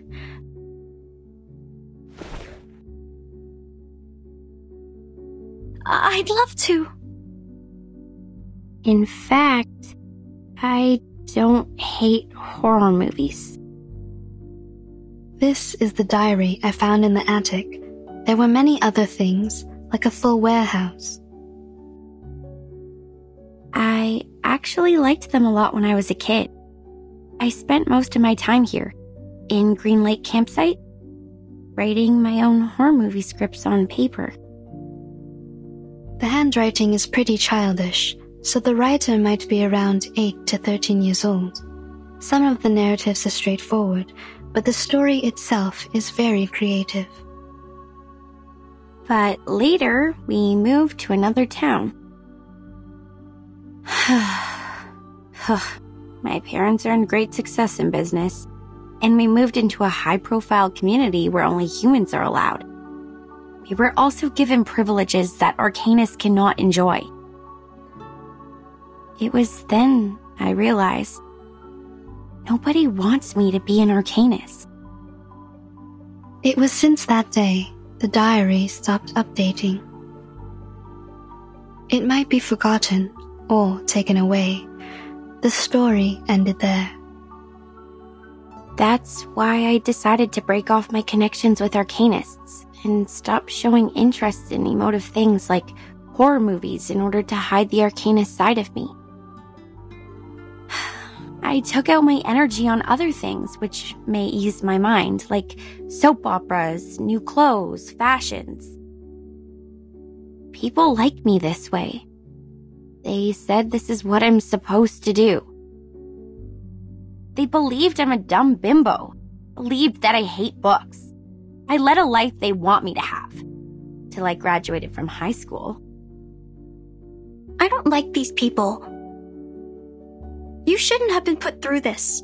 You are the smartest person I've ever known. If one day I run into them, I will pull their noses and mouths off. Like this. A wonderful idea. I wish I was as creative as you are.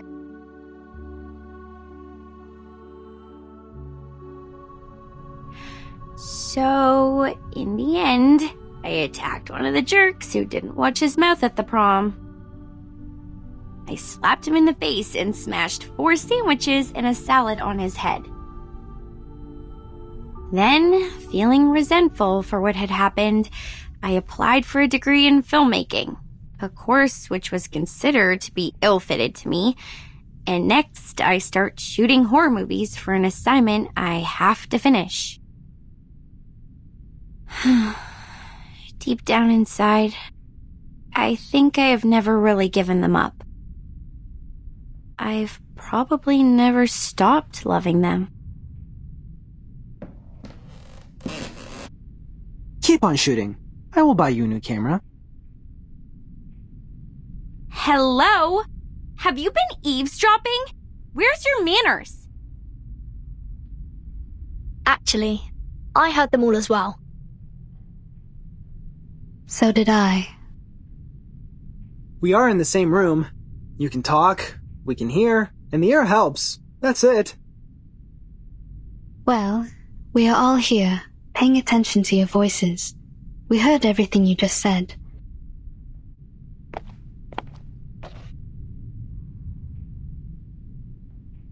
I think this is yours. Now I should hand it back to you. Where did you find it? I haven't seen this for a really long time.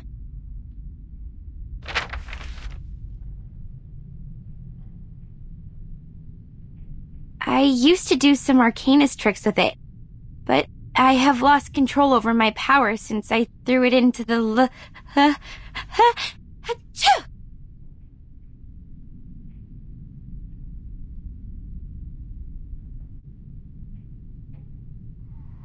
Aren't you guys cold? How come it's so chilly?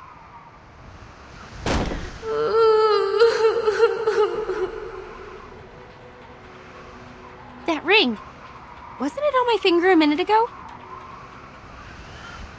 Watch out. Something is approaching.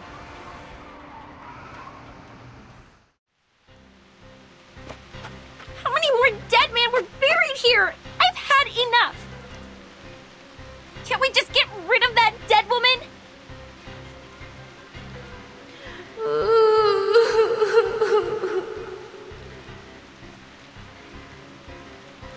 She's approaching. This is a good chance.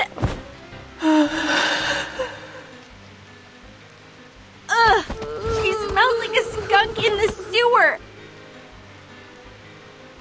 Blondie! The ghost bride took her down. We need to help her.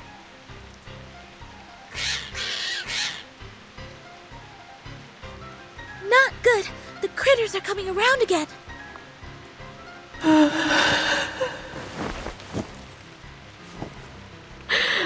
I do.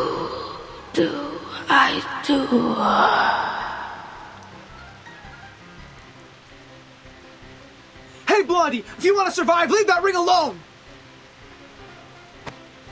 Hell, you think I wanted this? This crazy woman ghost put it on me!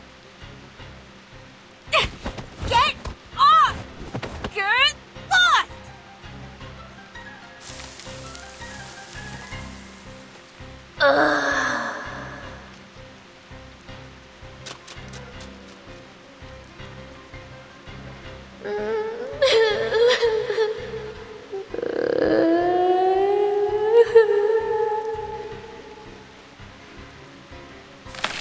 Damn! Her whimper can summon more critters! They are going out from the ground!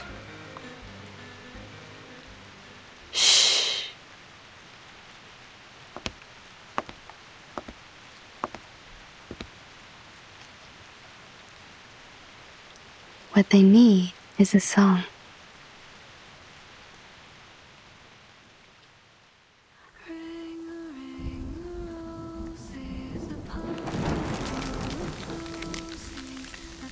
This is Miss Tooth Fairy singing. Miss Tooth Fairy, we're behind you. Jeez, what on earth is that? What is it, do you think? Of course! A good surprise!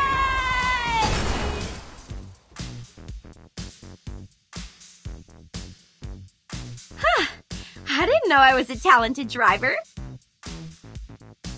Once we get out of here, I'm gonna get myself a driver's license. Within 30 seconds, you crashed over every critter in our sight. I don't think you are qualified to be a driver. No, that's not the point. Where did you get the car? Pink lines. This is drawn with an oil paint pen. This is her arcane skill. Your arcane skill restored pretty fast. Seems like you've accepted your identity. Maybe that, or maybe because I retrieved this diary. I feel something has changed inside me, making me a bit hyped. A good try. Please keep up with the feeling. That song you just sang, can I take it as a gift? You mean? Well, you still owe me a song. Please, I want a song from you. Sure, take it as a gift. For making progress in life, and for your courage to embrace who you truly are. Thanks. This is my handkerchief. Take it, wipe your face. Ah!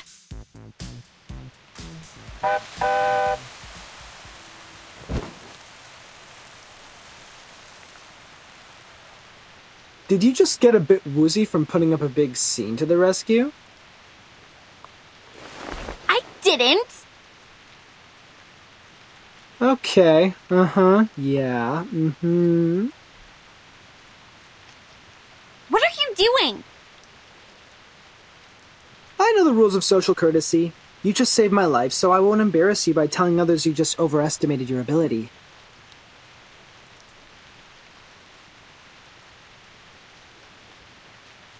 If you are willing to take advice from me, I would say don't overburden yourself.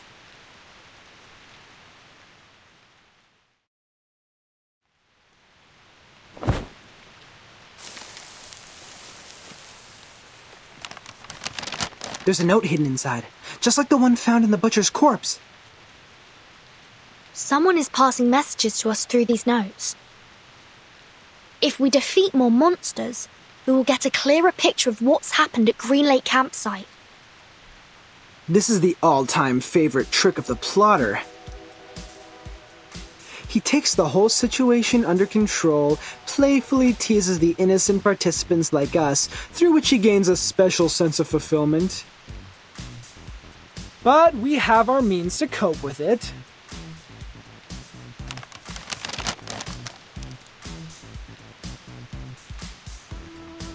The ring brought us a putrefied ghost bride. Then we got the book, the pillbox, the weird samples. Every item from the attic comes from a monster we just confronted. Touching the forbidden and the misfortune will befall you. We can find stories of this kind in many civilizations. But what if we use it to fight back? Not to wait for the monsters, but summon them to us. Exactly! If you want, we can select which ones to summon first. If you carefully look into each of these, you will find that these items have a lot to tell us. If we plan their arrivals and predict their weaknesses in advance, victory will absolutely be ours. A risky strategy, but could be equally beneficial. However we decide to do this, it's always better to take action before our enemy does. Horopedia, how likely is it for you to get their weaknesses right? Almost 100%. If one Horrorpedia is not enough, we have one more creative Miss Horrorpedia here as backup. You can't be talking about me. Of course you. You are erudite and experienced in horror movies. Relax. You deserve the title of Horrorpedia. Does he always vex people like this? Or is he just being annoying here? Mr. Horrorpedia is not a bad person. He's just a bit unconventional. There's no doubt this is the craziest carnival ever. The delirious fog, the attic filled with curses, the rainy night and the countless monsters. I praise you, my beloved cabin in the woods!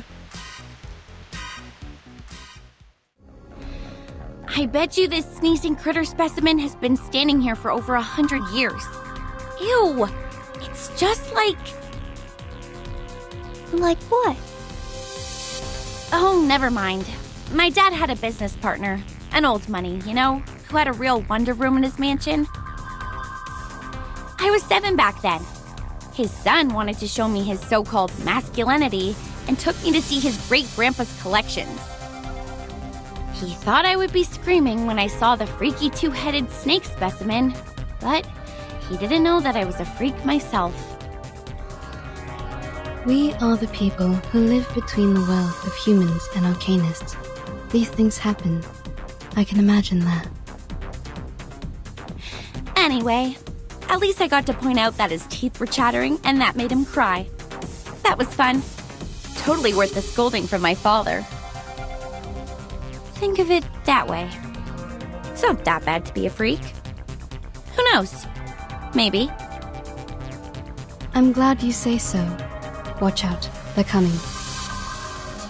Put that aside. Tell us the story you wrote about that specimen. You must have written one about it, right? I would like to hear it too. I'm sure it will be interesting. Seriously? It's written by a 7-year-old girl. Maybe someday I'll make it a film.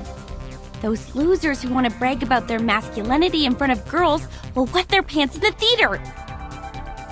Before that, someone get that note out of those things. For the record, I won't lay a single finger on it. Watch your fingers, Miss Burton. A rusted knife is even more dangerous. Thanks for noticing, Miss Tooth Fairy. If this thing has something to do with the butcher, we may predict his weakness through it. You're getting better and better at this, Verton. A simple logical deduction, plus some movie knowledge. Bang! Oh, my dear GS003 Silver Bullet, I will give you a kiss. By the way, did I mention that it actually doesn't include any silver? I barely had any chances to test it. You know, no field missions, let alone a real spiritual body to be my lab rat. I could only analyze their information, predict their action patterns, and ask for a little help from Laplace. Look how my bullets penetrate those ghost critters' heads just now. You do know that nobody gives a rat's ass about your bang-bang ghost shooting lecture, right? After watching a film, haven't you had that what if I were the heroine fantasy? Hey, be honest with yourself. You know you love them. Here, Verton, another note. Take it. The zombie bridegrooms. We've dealt with them. And their stinky smell.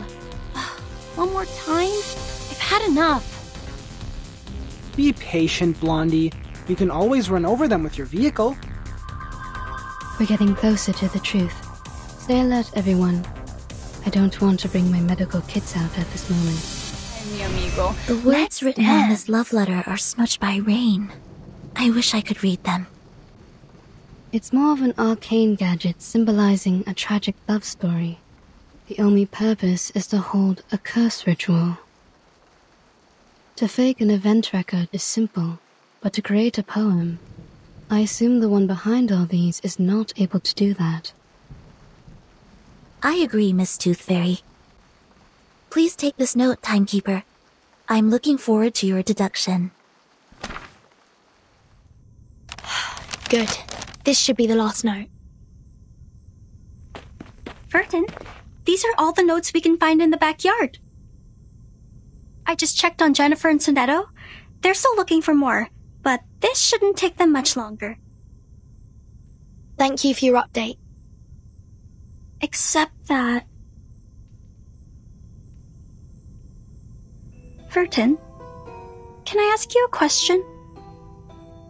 Sure, please. Do you have any wishes? Big ones, small ones, hilarious ones, or sincere ones? Any wishes? Me?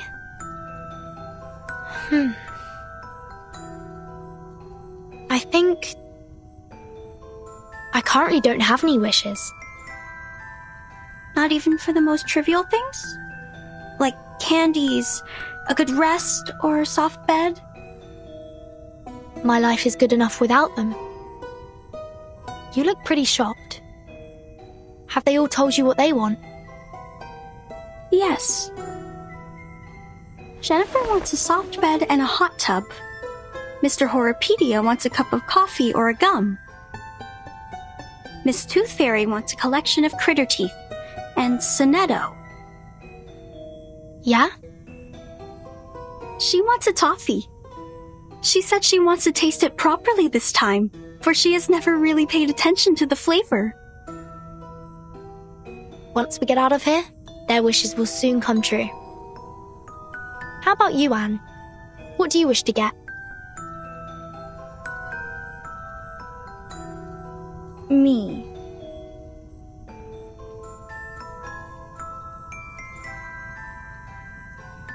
It is a secret. I can't tell you now. But I will get you some presents. I don't have many friends, and I really like you. Great! Timekeeper and Anne, you're here! We have found every piece of information we can. We can start cross-examining them any minute. I get it. Let's go back. Have you noticed? Noticed what?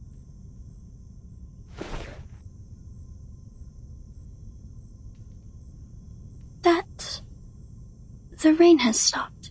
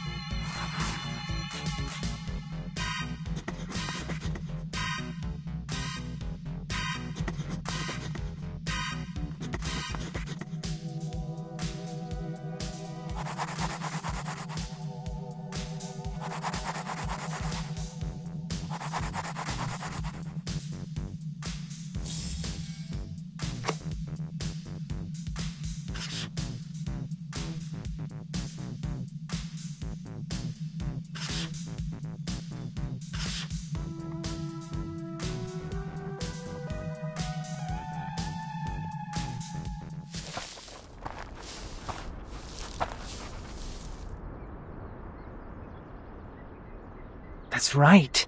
This is where all the stories are leading to.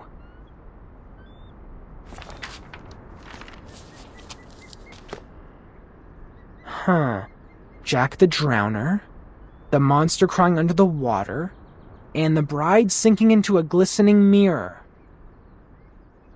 Here must be the center of all that happened.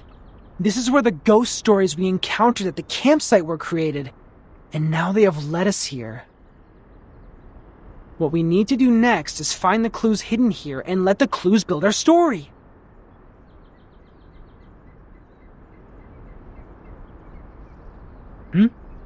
What's wrong, Blondie? When we arrived here, was there...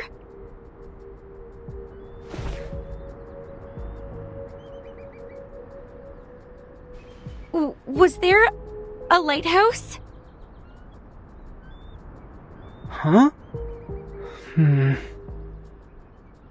I think it just showed up out of nowhere, like a ghostly figure appearing behind you. A lighthouse in the lake. Lighthouse. Is the lighthouse in the lake also a classic element in horror stories? Well, not quite. But it can be a good place for horror stories. In the middle of a huge, gloomy lake, a lighthouse stands there like the fang in a monster's mouth. You can't find any place better than this to hide a horrifying secret.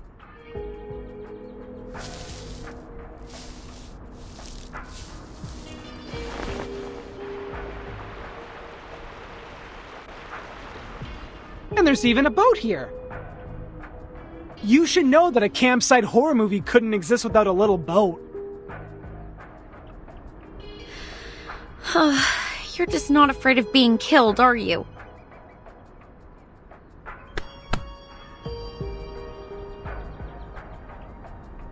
What if it turns over?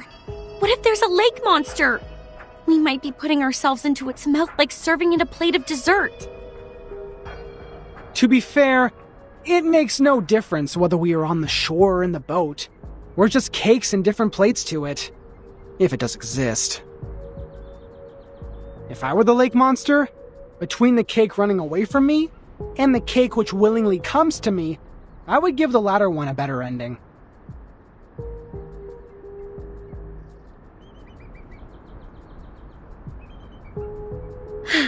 All right.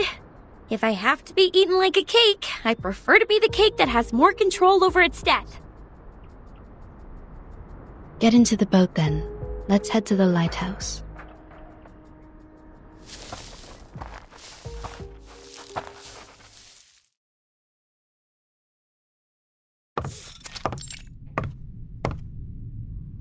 Huh. A normal lighthouse. Not even a bloody handprint is found here. Well, I'll be damned.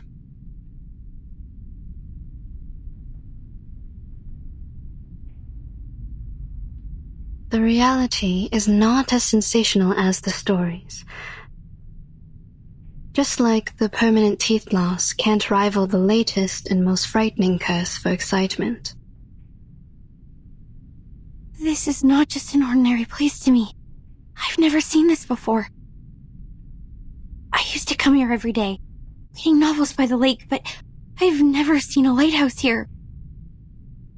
It just shows up like a ghost, followed by a series of mysterious, horrific events.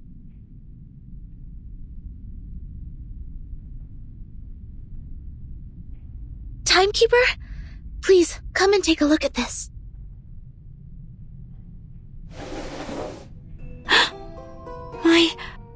This is... The man behind the scene is much simpler than I thought. Maybe he really is a child. Like those evil kids in the movies. Despite their evil nature, they can only perform the evil deeds through simple means. Are we really going to open it? We'll have to open it, according to the note.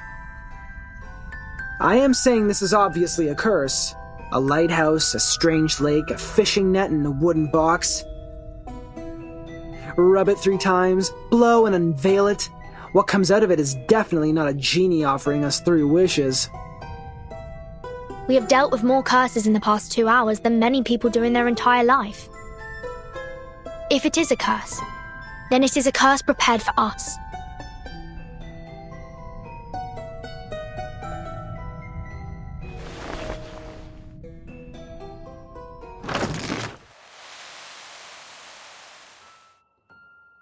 Today, I'm going to read you The Frightening Hunter. I wrote it yesterday. Read it. This is the story of a hunter. The hunter is tall and muscly and of great frame. He can twist steel rebar with his bare hands, and no one can lift his arms up by a hair's thickness and escape from him. The hunter lives in the campsite, deep in the woods. He would slaughter every living thing that breaks into his territory. One day, a group of college students came into the forest. They enjoyed their time there, drinking and dancing. When it comes to the night, the strongest of them disappeared. Oh, where did he go? The hunter killed him! He hung the boy's head on the tree and turned to the girl with the blonde hair.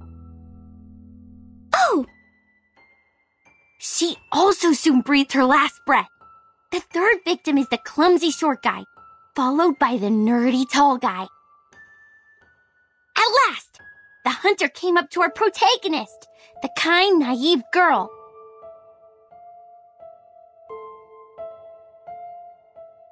That was the first story she ever told me. An intriguing, interesting story.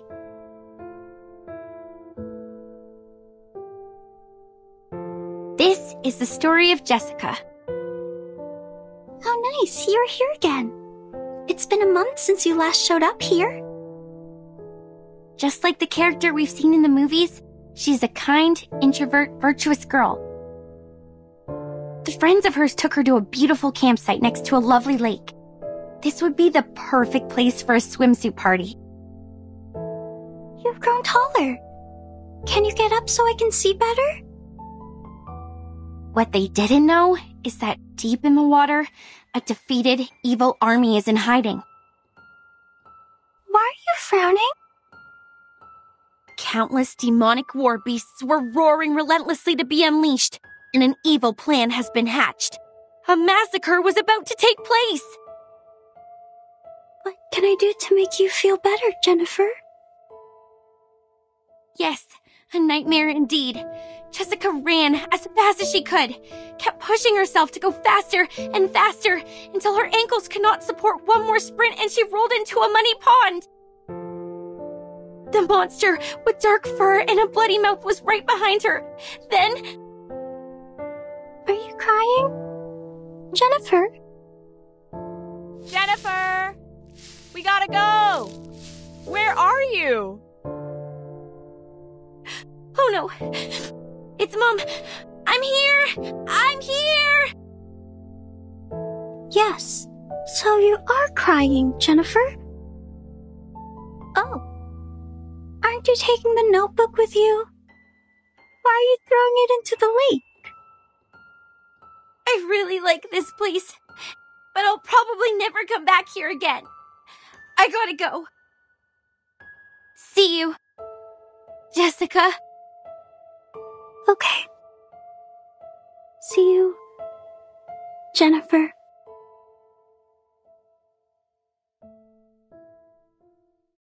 That was the last story she told. I didn't understand what she meant by see you, for she has never actually seen me. After that, I also haven't seen her for a long, long time. Feels like for ages. I went through every corner of the campsite and collected every item I could possibly find, making stories out of them, one after another. But who is there to tell? There's no one in the woods anymore. At first, I spent my days with my furry friends. They were my loyal listeners, and I taught them how to act and behave like the monsters in the stories. We played the stories one after another. It was great fun. But the stories got old. No exceptions. This is when those young people came into the woods, like the protagonist in our stories, They arrived with their friends, and each of them have different relationships with one another. We had a good time, but I would think about Jennifer a lot. When I started to believe that I will never see her again, she's back. She came back with many people who I have never met before, as well as a camera that I have never seen. She was here to make a movie, which is a word I used to hear a lot from her. I understand it to be kind of a story that could be stored in a box. I'm glad that she's still passionate about horror movies, like what I have been feeling in all these years. They were short of one actress, and I know what that word means. A brilliant idea came to my mind.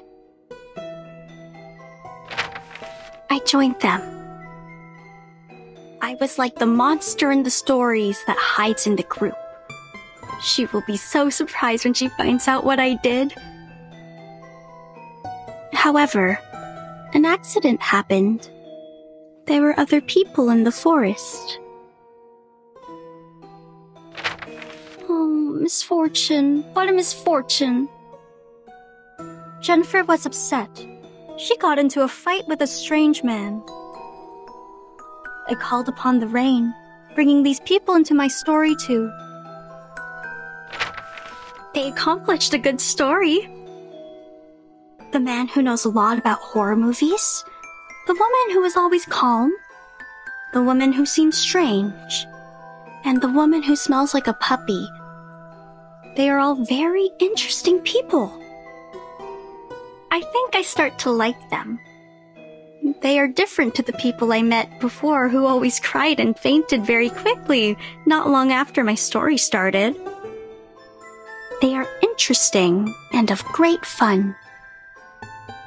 So I want to tell them the truth and make friends with them. I have to let them know about this. That my real name was never Anne. It's Jessica.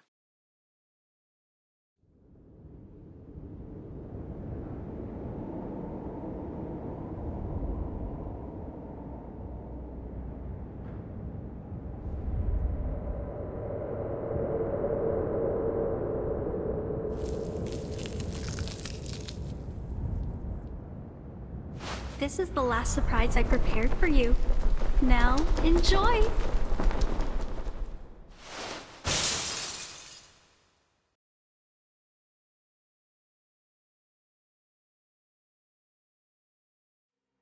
Anne! She jumped! Blondie! Watch out for the critters!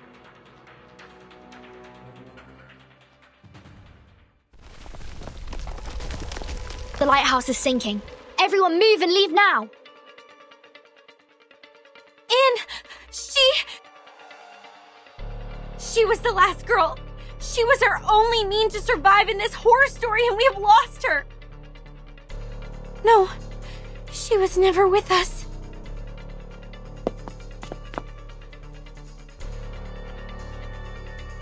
I'm to blame. It's me who created such a girl in Green Lake. A girl who restrains people and treats them like toys. Calm down, Blondie, calm down.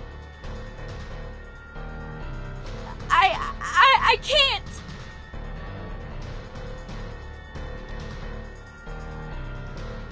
It's too late, Tooth Fairy. We have lost all the cards. We still have a chance. You don't understand. It was me who created the stories. I created that monster. I've drawn many monsters in that notebook, and with all those stories I told, I created her. I turned our last girl into the biggest villain. What should we do now? How are we gonna... You are right. This is the story created by you. They are all created by you. It's your story, your monsters, your past, your arcane skill, and your identity as an arcanist. They all belong to you. Belong? To me?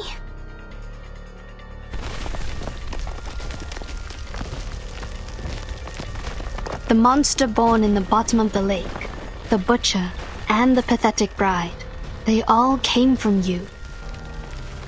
It was you who taught Jessica how to make a story, how to create all of this.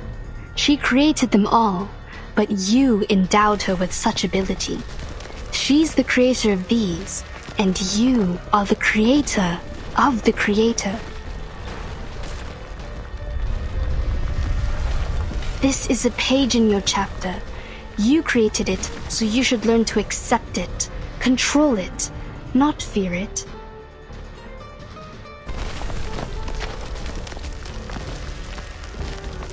Don't run away, but face it.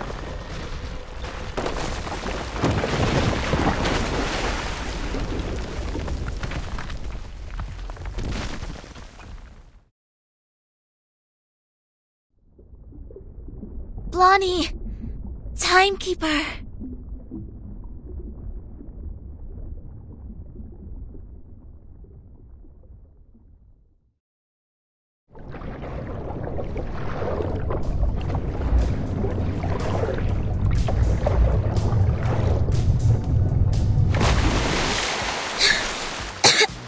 A boat? Is Blondie's? It's her arcanum. Now, she's doing her utmost to keep the ship in balance. Damn it! I knew I shouldn't be so ostentatious! There's no way that I can have control over such a big boat! If I keep doing this for any longer, I would die of headache before making it to Aunt Jessica! I've warned you so, haven't I? But don't worry, the reliable Horopedia will save your neck. Using this amazing tool. Good! Hooked onto the rock! You might feel a bit seasick. Please try not to vomit. If you fail, at least don't puke on me. Set sail and hold tight! We are heading towards the riverbank!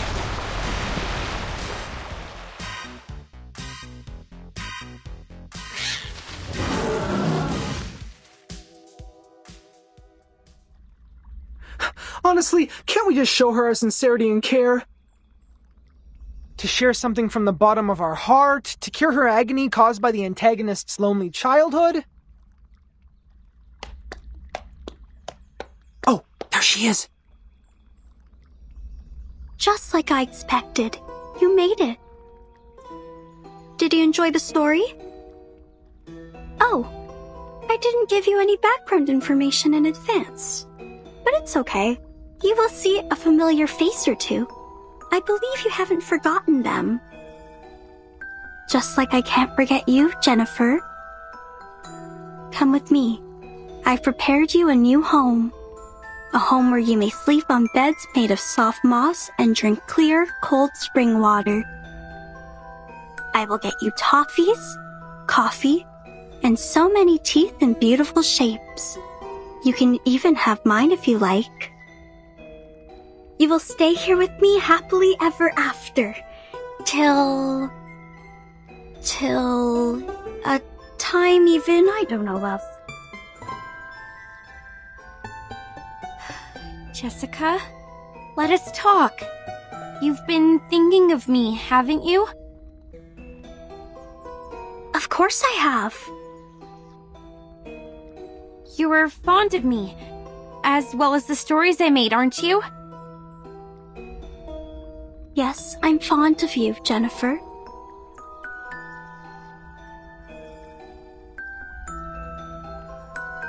Do you want to make me happy? I think so. I have made you happy once. Would you let me do it again? Do you like my story? Let us go then. Including Jason, Freddy, and Michael, let all of us go. Why? You have made a mistake. You hurt people, and that is unacceptable. This is not funny. I was to blame for misleading you. I can't let you keep on doing this. Don't you like my story? Yes, I like it very much. It resembles a lot of the stories I wrote when I was a kid. You must have really liked them. So much that you would remember them, as well as me, for such a long time. I will not leave you alone again. I'll come back for you. Every year. No, every 6 months. I'll have more time after the graduation. If I make a new movie, you will be my first audience, like what we used to do. But I hate living by myself. I don't want to live like this anymore. I have no one to talk to. The friends I have here can do nothing but roar. I sing with them as the sun comes up, and wake up among them as the moon rises. Jennifer, you know, I used to have the same dream over and over again. A forest and a grassland. Not in Green Lake, nor any places that I know of. I can hear music that I've never heard before. After we met, there was you in that dream. You'd wake up in that dream with me, giving me a wreath. In that dream, I can truly rest. But when I wake up, I found myself in Green Lake again. Do I belong here? In Green Lake campsite? Or somewhere afar? In the days when no one is here, I always hum the melody in the dream. Quietly. Waiting. Until my figure almost blended into the mosses. But I waited for too long. So long that you were no longer a girl, but a woman now. I'm tired of waiting for you. I'm tired of living all by myself. I was hoping that you may like my story, that you are different from all those people who always tried to run away.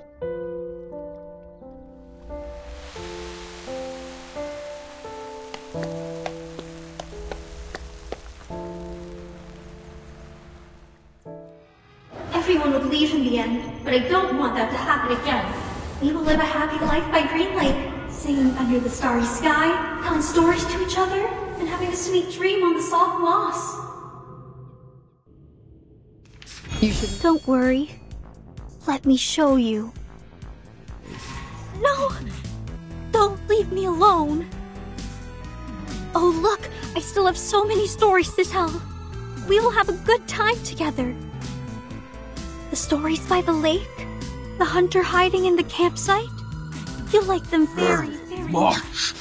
Right, Jennifer?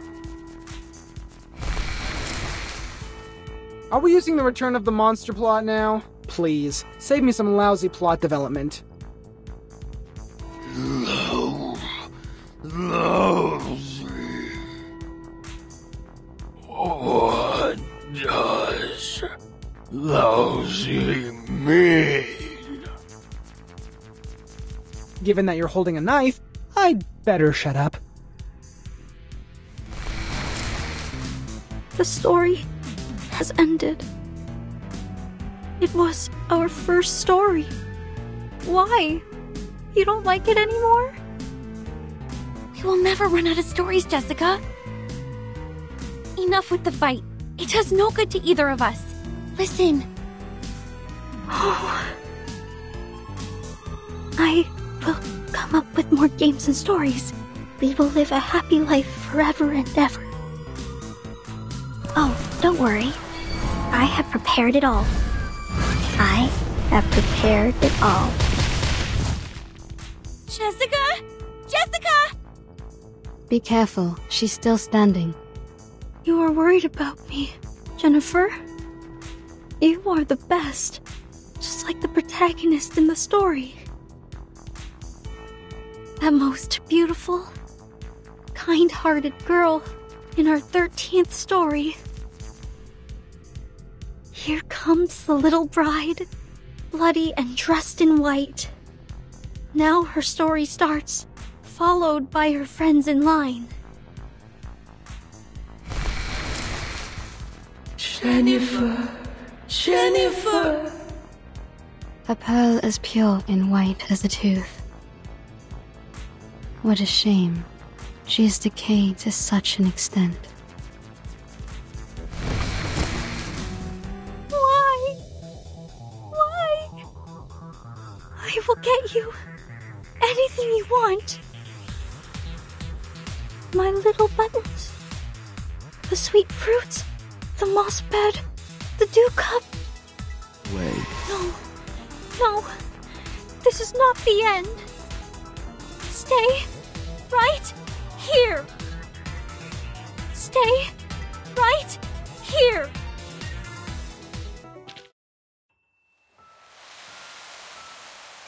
The fog starts to gather around her. Step back. Cover your mouth and nose. Don't breathe the fog in. Her wounds are healing, and I sense her arcanum is getting stronger. We need to leave now, Timekeeper. No, please don't go.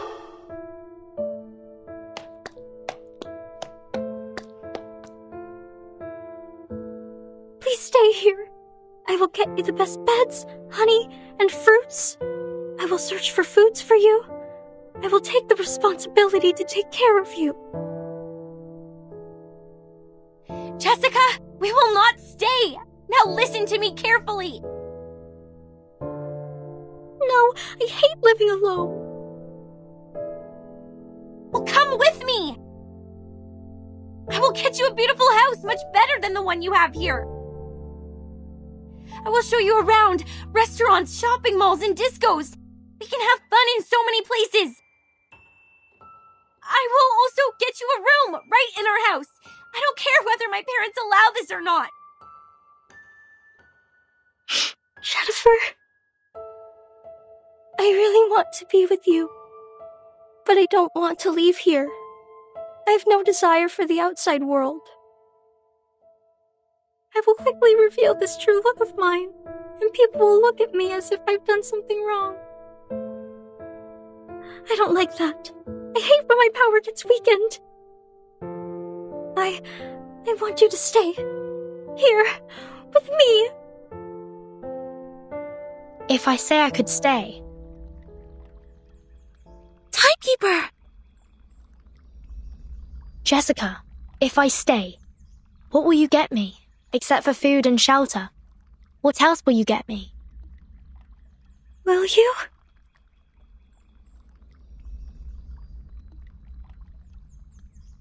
If you stay, I will share my critter friends with you.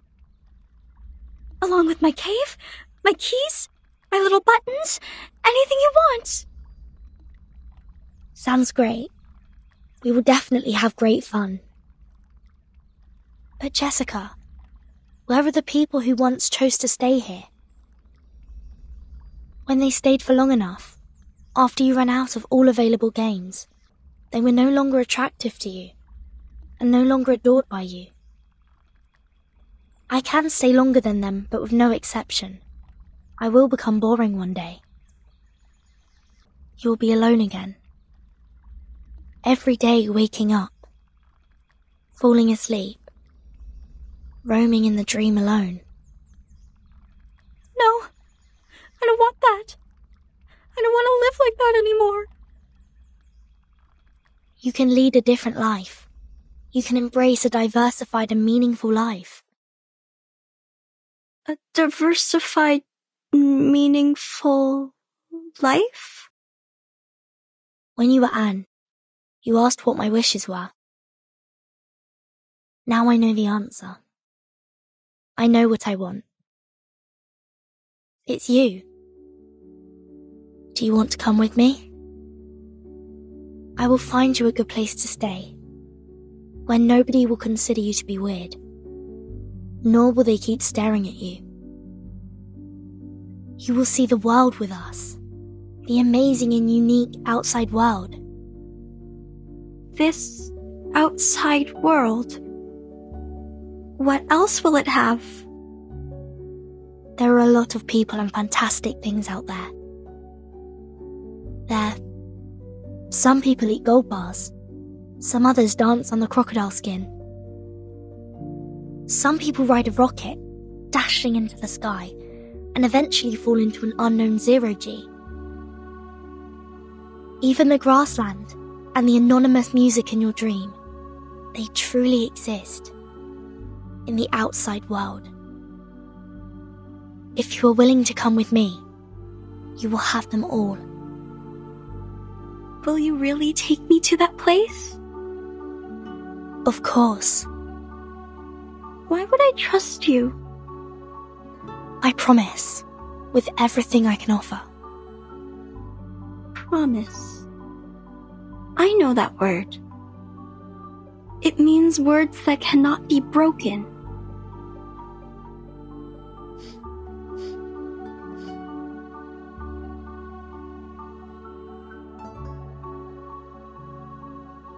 I will make your wish come true. I like you. I hope you can be my friend. This is new. I haven't made a friend like you in a really long time.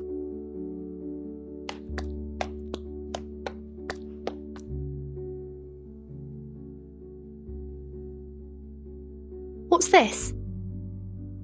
This is a gift to you. Press it. You will find out. I see.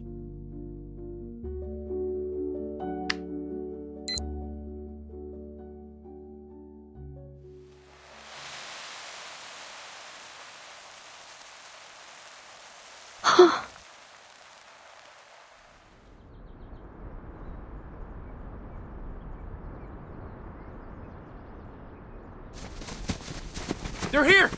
Hey, come here! The medics are ready. Please, leave the injured to us.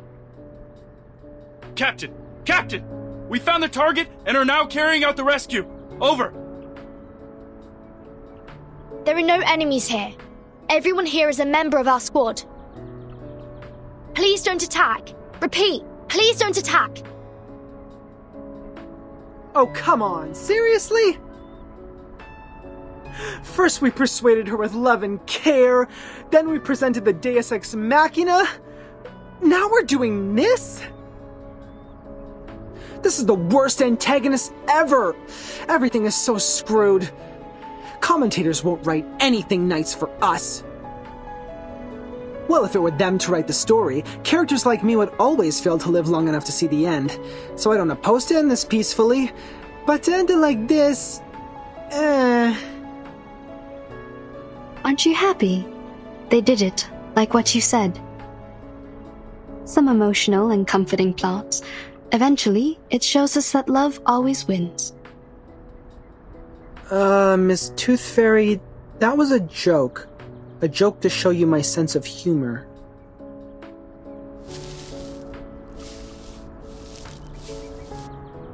Timekeeper, it's great to see that you are fine.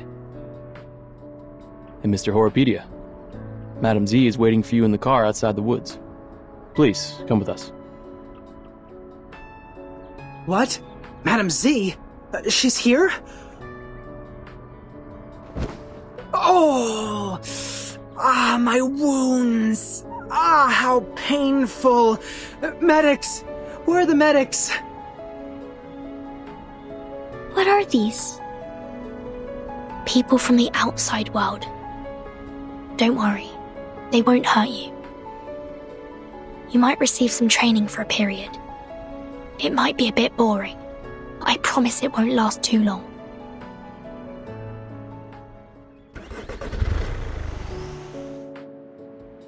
Are you suffering from the headache again? Me? No, I'm not. You shouldn't lie to a doctor. Fine. A bit. Just a bit. Some warm water will help. I don't need those things.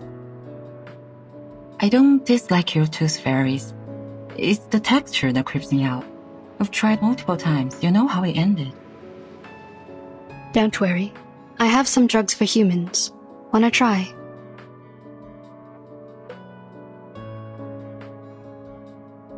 Oh, that's surprising. Thank you. How about the future of those kids?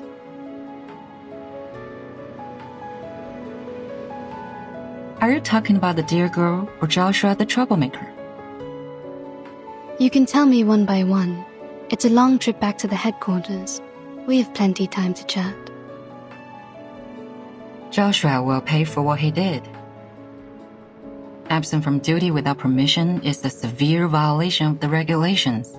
He will face a demotion and be grounded for 3 to 5 months. Of course, I'll apply for lenience for him, but I think it won't make much difference.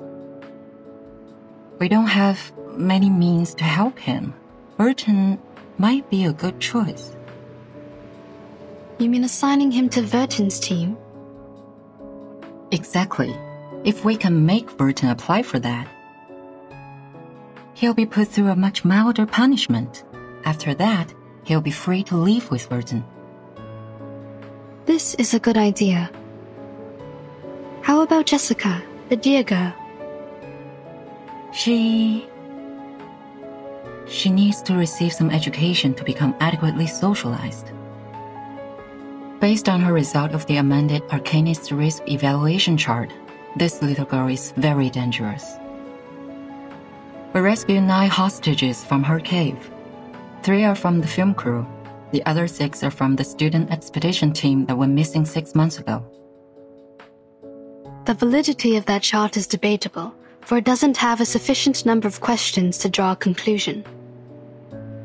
Yeah. When we arrive at the Foundation, we will give her a more comprehensive test. But that doesn't mean that she'll get a higher grade. We all know that the amended version tends to overestimate the examinees. Can I visit her while she's in the Foundation? Of course. Chatting with someone familiar is conducive to embracing the community. You don't need to worry too much about her. We'll treat her the right way. The arcanum shown on her is of a very unique kind and shall be helpful in many experiments. That's good, but I still have one more question. Go ahead, Doctor. Members from the Xeno also participated in the rescue. Did you call them to come? Yeah. This should have been their responsibilities. To be more precise, all of these problems were their fault.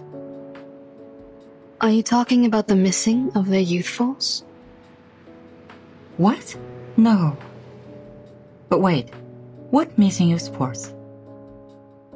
The myth that Xeno youthfuls disappeared overnight at the Green Lake campsite. Haven't you ever heard of that? No, never. Where did you hear that?